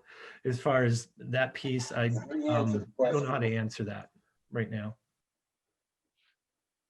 Mark, if we were going to service all the students that qualified for the partner program with a partner program, how many slots would we have to have next year to do that? because it deals mostly with the elementary school, I think Ginny would be better opportunity to answer that question for you. We could get that, but I do know there's conversations that we have where they're looking at, you know, there's always like it seems like there's always like 1 or 2 kids in the waiting. So think about that for a second. So if we're running 7, maybe 8 or 9, right? But then again, you're looking at, you have to have a one-on-one para with each one of these students. And I don't know what our contract says in terms of the supervision for the BCBA, how many they have to supervise. So when you have a kid, and you may not know if it's, but if you have a student who qualifies and is not getting in, are they slipping through the cracks? Are we able to kind of work with them long enough until a slot opens, in your experience? It's been my experience the last, whatever, how many ever months here it is that we've worked with them until there's a slot that's been available. Because we've had kids move out of the district and we filled them right away. And then we have kids, you know, waiting in the wings. And if they move out of the district again, we've had that kind of revolving door with a couple of kids that I can recall. So there's always somebody waiting in the wings. So, and not something a budget committee wants to ask, but do you feel that we need more money there? Yeah. Yeah, I definitely know this program works, guys. I definitely do. And I would strongly suggest looking at maybe elsewhere. I think you're doing the town a disservice if you think about that. But elsewhere, I don't know. I would have to. Do we need more money for it? I don't know. I think it would be. We would love it because we know the program is having tons of success. But again, I think that would be dependent upon how many of those kids are really waiting in the wings. And at any given moment, it could be 1, could be 2, could be. But also more money would have to go towards a bigger space, because right now we're limited to 1 room to holding all these kids in. So you're looking at having to convert rooms too. Yeah. So would you, and I'm just curious, if you had a bigger space, would you be able to include more kids without spending more money? I'm just curious. Not without spending more money, no. Yeah, I don't know about that. Yeah, I wouldn't think so because of the other people that have to be included in this. You know, like I said, there's paraprofessionals and they cost money as well. So anytime you're looking at a full-time person like that, I'm not even sure what we get for month. I'm not even sure what we pay them yearly and stuff. So it would definitely cost money in terms of space and people. So what are we, outside of this program, are we doing a lot of other special education? Oh God, yeah, we have 40 some kids that were, right? Because we gave you a total number of 54 and then 7 of them are there. So, you know, we have 47 kids that are receiving special education, not to mention students that are on 504s and not to mention students that are being referred, you know, so that number is not going away. No, I know. I just wanted to go over that again real quick. Okay. Sounds like we may need a study on this and look at it. I mean, it's nothing we're going to solve now, but there's a bigger picture. I would say from what I heard, it sounds like we have the balance about right, at least enough for this budget cycle with the 7 slots for Partner Plus, not that it would, or Partner Program, not that it would be easy to change it either up or down, but it sounds like that's a reasonable amount of slots to have for the students that we have at this time. I guess my confusion, Jerry, or anybody, is I thought this program was for every one of these kids, not just 7. So it does change my outlook on it. Seems like we could hire our own administrator or operator of it to do it for far less down the road. Maybe not today, maybe not next year, but it seems like it has to end somewhere.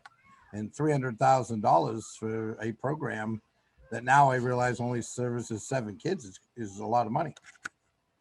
It's one of the big complaints about the New Hampshire school system is there's kind of an adverse student lottery, and there's some students that, you know, that require a lot of money in order to be able to fulfill the requirements to provide an adequate education, and it's paid for locally, even though where they show up is a bit of a random event. And it falls on local property taxpayers to pick up what could be a couple $100,000 bill or more per year for certain types of students. So,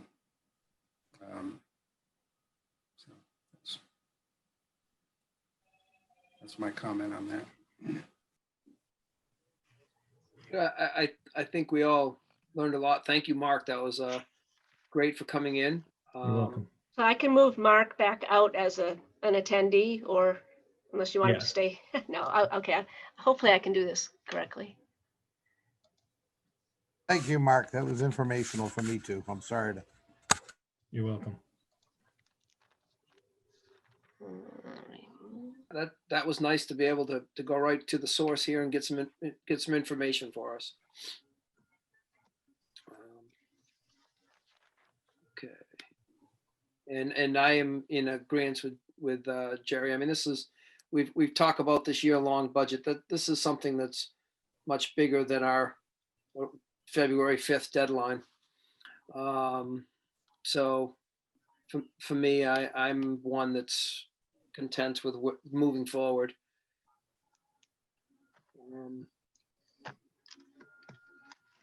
There's nothing else. I guess we'll move on to the cost per students.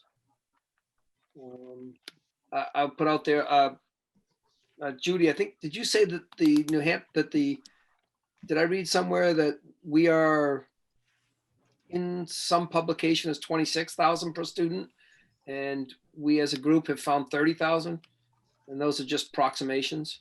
Is that correct? On cost per student? Hello? That's what I read. Yeah, either way, it's high. 30 or 26 is still way up there.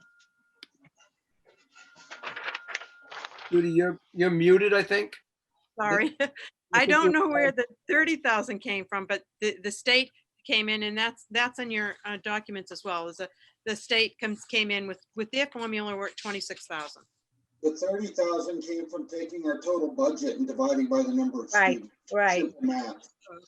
Right. Yeah, and the state sometimes, some items they don't factor into the cost per student. I'm not sure whether it's the capital expenses, the infrastructure. I don't know, but it doesn't surprise me. They say 26 and we say 30 by just dividing the bottom line by the number of kids. Either way, it's high. And because it's high, and something dawned on me. It was a comment that Robert made early on. Doesn't necessarily, it relates to everything we're doing, and that this is not a town entity. We have been elected to a co-op or an organization. This is an organization, and that it just dawned on me that is part of what we're struggling with. This does not belong. This place does not belong to the town of Lincoln. Does not belong to the town of Woodstock. It's its own entity, and all it has to do is send a bill to Lincoln. Okay, this is what you owe us, and send a bill to Woodstock. This is what you owe us. It isn't the town. This is not the town. And I just found myself thinking when Robert said what he said about the town, costing the town, well, we have less control over it because it's sending money to North Country Council, it's sending money to whatever, it's sending money to other places. It's not a town-owned thing.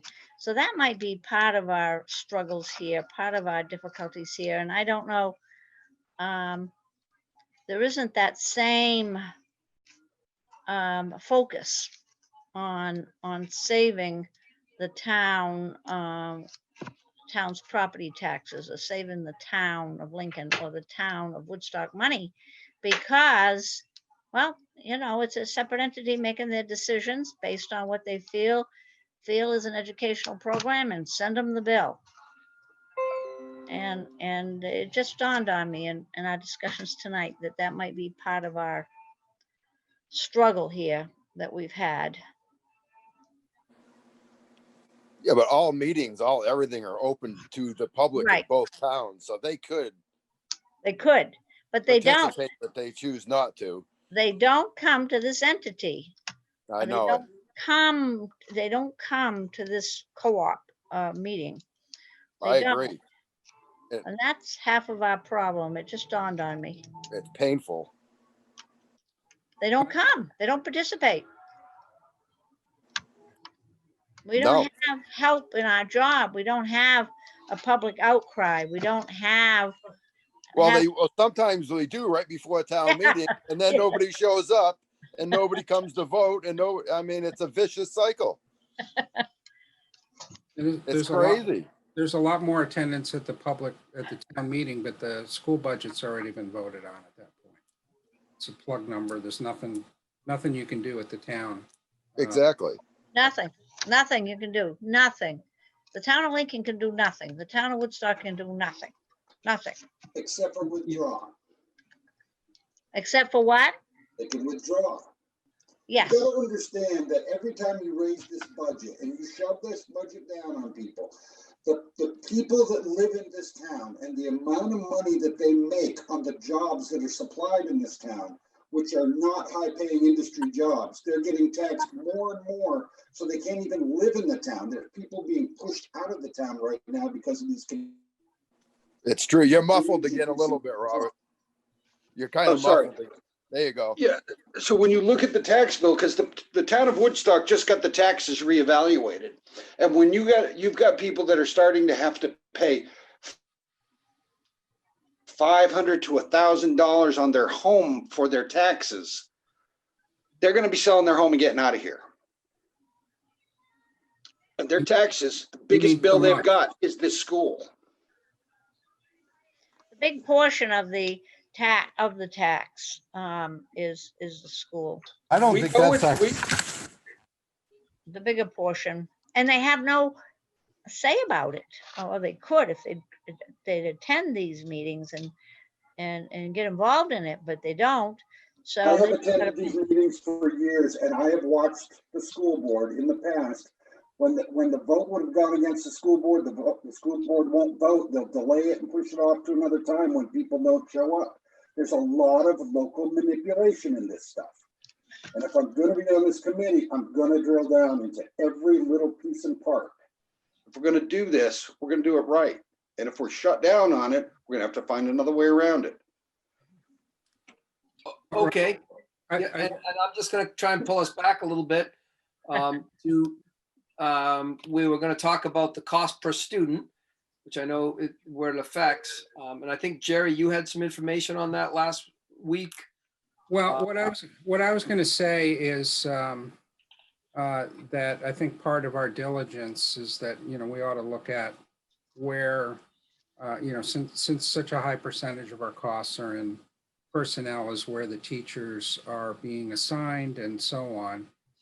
We were in the first package we got, item 4, I think, Tucker, you mentioned that it had already been provided, and I didn't realize what it was that we had to look at. But it was called the 2020 and 2021 master schedule. It's got the schedule of 19 teachers that teach at the high school level. And they also provide some other classes. There's handwritten notes in each box indicating how many students are enrolled in each one of those classes. And I would suggest that we take a look at it and see what questions may pop up, because I think it behooves us to, if we're going before the community, to present our recommended budget or tax bill, amount of money we're we're asking in taxes to pay for the schooling, that we look at these things at the highest level. Does everybody have a copy of that, or is this something we want to do next week as well? Or I have it, you know, it's 8 o'clock. I mean, I think we got a big topic here. I mean, I certainly, we got to start somewhere, but I think we got to look at it. Then the other thing that's a big, we've already got one night long sort of topic, and we got another night long topic. And the other thing is, you know, I continue to say we're top heavy. We're just absolutely top heavy. We have an awful lot of people administering the number of kids we got. We're very, very top heavy. And Well, I think you bring up, so, and I kind of, are you saying, Bonnie, that are you proposing or putting out there that we end now at 8 o'clock and we come back to looking at the cost per students for a fuller session and a discussion for next week? Because I think it is a really important topic. I think it is something we need to look at. I think, Jerry, you, between the information that you brought last week about the 10 years ago, having more students and less teachers to this year, is all stuff that we need to share and look at a little bit more in depth. That's kind of how I feel. I think this is a topic for a lot more of a discussion, as you're saying, Bonnie. yeah, no, we're just going to get going. We're just going to get the tip Right. of the iceberg. And how many more nights do we have anyway? We've got, well, how many? we have one more kind of regular night, and then we have a night to you know, try to put together our final recommendations. So according to the last minutes, we said that we were, today's the 12th, we have a meeting on the 19th, we have a meeting on the 26th, and then the final budget is due on February 2nd, with the school board receiving it on the 3rd, the public hearing on February 10th. Oh, the Yeah. 10th. I had the 5th. Okay. Whatever, we're going to run out of time. Should we have 2 meetings a week? Who said the 5th? Oh, nothing. You said the 10th. I thought it was the 5th. That was my bad. I was just mumbling out loud. Sorry, Jay. Okay, I just wonder if all my minutes have been incorrect. No, you're good. You're good. Make sure we have the right date. I'd appreciate it. Yeah, no, I think you're right on. Okay. I was mumbling. Sorry. Forgot my mic was on. So we got 2 more really, you know, really dig and work at it. And then a wrap up sort of, right? We have one regular meeting similar to this, one meeting where we have to actually put our numbers, put all this talk to numbers, I guess you could say. And then one to present is how I've got it. Is that what you had in the budget? I mean, in the minutes, Jerry? Well, yeah, we have 2 more meetings scheduled, and then it says the final budget is due on February 2nd. So I would guess that we may schedule something between the 26th and the 2nd, unless or the 2nd is another work day. So I would say at least 3 more work sessions that conclude, or where our efforts would conclude on the 2nd. Yeah. And we haven't heard the warrant articles and all that business, the capital and the trust funds. I mean, I'm thinking maybe a little outrageously there with the trust funds, that maybe we don't put any money in the trust funds unless we absolutely. I'd also like to know what's in the, I'd like to know what's in the petty cash accounts, because that's always a mystery. So I'd like the verification of what is in what's quoted as petty cash or small usable accounts within the school, along with what the state recommendations are for numbers of students per teacher.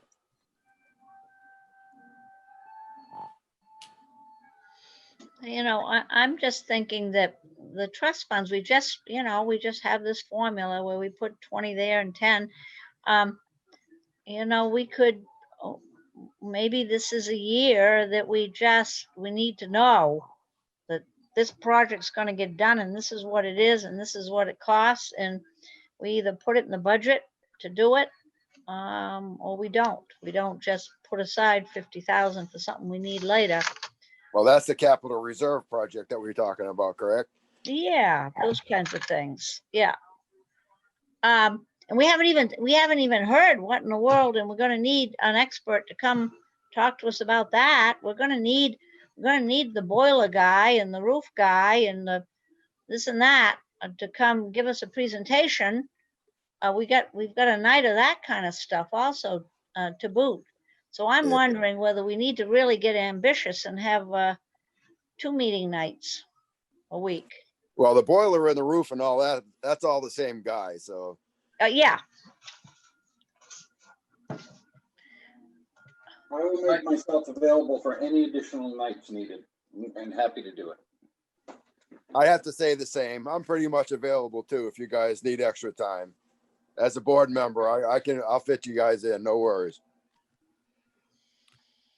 So it sounds like there's a nomination to add a couple meetings or one meeting If needed.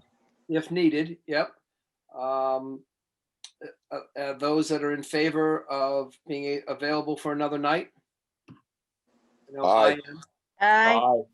I I think it's gonna be 2 or 3 actually. Yeah, we'll just take it a meeting at a time. After the next meeting, you'll have a good idea of Yeah. how many more you're gonna need, and depending on the information and the presentations. Right. Just remember, Debbie, we have to have a 24-hour notice. Is that correct? For the, so that it can be posted correctly. Yeah, within- 24-hour posting notice, yes. Okay. And thanks for doing such a great job last week with the change and getting it up so fast. Whoever did that. Yeah. That was you, Debbie, but. It was So- Debbie. She kept me in line too. It was our administrative assistant. She's great. So do we want to Setting make up all these meetings.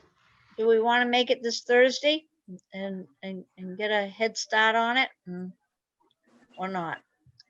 Yes, I'm for that, absolutely.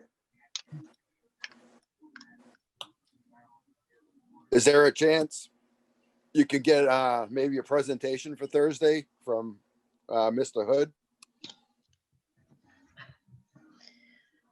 And I was thinking we need the clerk of the works, or we need the engineer, or we need the whoever the guy is that's going to build the furnace. You know what I'm Oh, saying? yes, that comes when we get the warrant articles. Yeah, we need certainly we need Mark for maintenance and grounds and stuff, but we need to hear from the clerk of the works or the engineer or the contractor that's going to actually build the roof of the boiler or the whatever. Yeah, that's And- the engineering, that's the engineering firm that we have hired.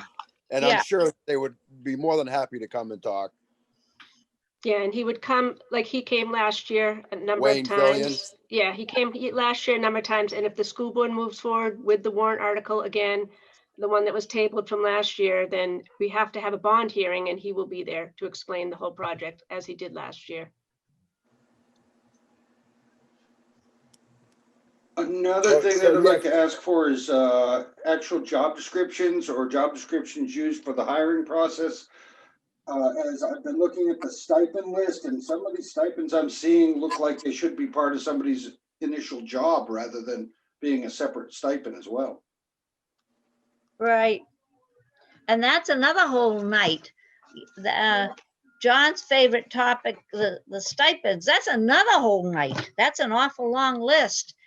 So I guess that just reinforces my thought that we need to find ourselves some time here. The stipends are part of the contracted, the CBA, the contracts with the teachers. So those are all negotiated.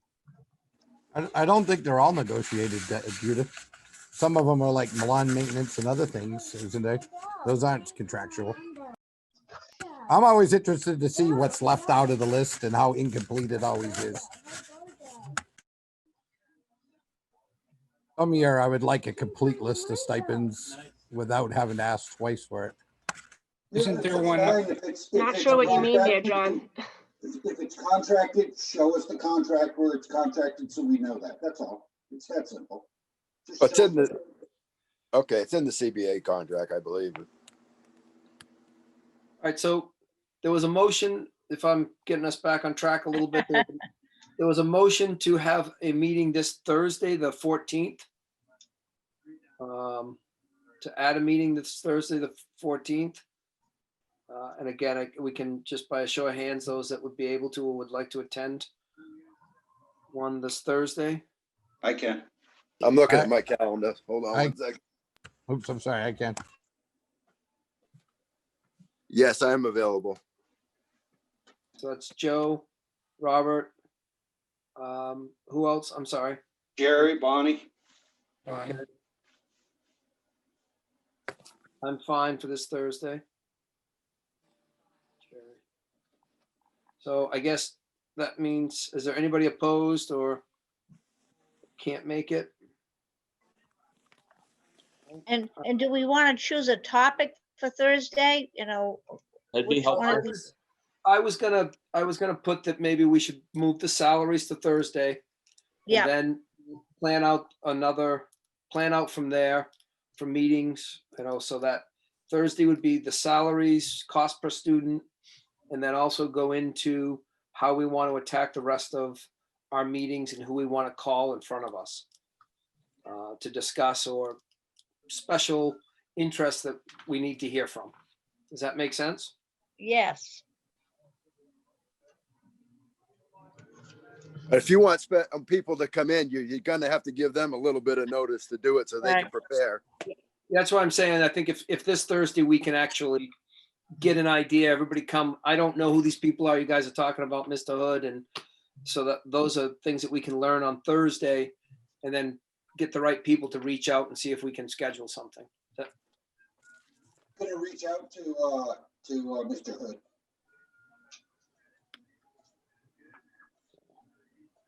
Yes, yeah, he's gonna cover a lot of your questions, so.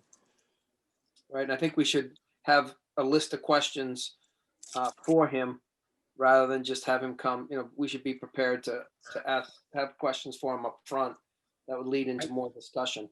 Well, yes, I mean, you could even give him some of the information you're gonna ask so he can prepare for it too. Yeah, that's what I was. Yeah. So we can prepare that list Thursday and then he would come the following Tuesday or something. But we can reach out for him and try to schedule that up. Is there a certain time that everybody is everybody comfortable with the 6, or do we want to move it to a 6:30, or is everybody good with 6 o'clock on Thursday? I could do it. I know you have a tough time just barely making, but whatever. I'm okay. Just again, I had a unique meeting tonight, so that was fine. Any Hey, more- can we just get in? No 50th birthdays on Thursday, are there? Nope, I'm good. And can we get into the simple habit of when we say there's a contract, to have the contract ready for us to see that there's a contract? And we say there's a law, let's have the law in front of us, and we say, this and that reason that we have it supported. Let's just get into a standard flow of that. Whenever we want to say that, let's have that. Great, okay. All right, good stuff. All right, so we'll add a meeting for Thursday, 6 a.m. So that'll be 6 January. a.m. a.m. I said 6. No, did I say a.m.? No, Yes, you did.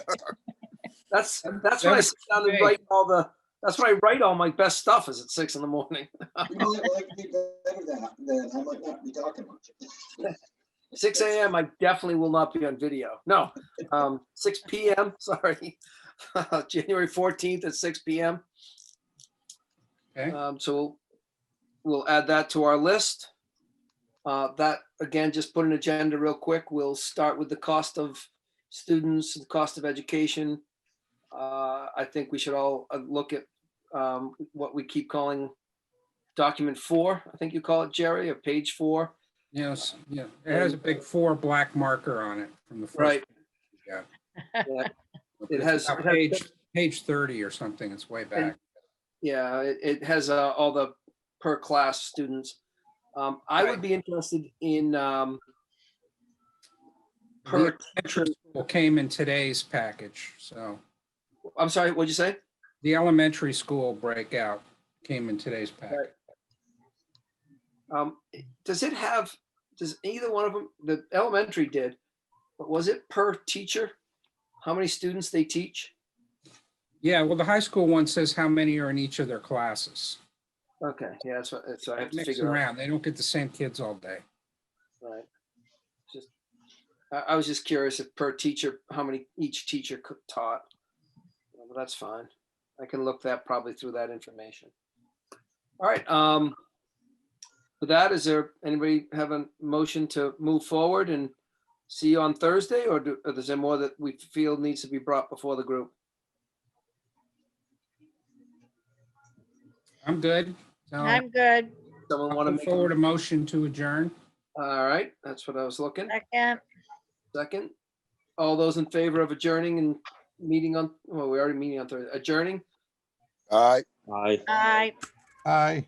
Those opposed. Nobody wants to stay. Awesome. I Good guess- questions, guys. Thank you. Yeah, that was good. Thank you, And everybody. special thanks to the principal if he's still there. Absolutely. Mark was great. That was awesome. Thank you, Mark, so much. And welcome, by the way. And Debbie, you're gonna post all the right things to let everybody know that we're having it and we're well in bounds. Yeah. Awesome. Thanks, guys. And we'll Thank see you on you. Thursday. Thank thanks, guys. you. All right. Stay healthy, everybody. Talk to you Good later. night. Yes, thank you.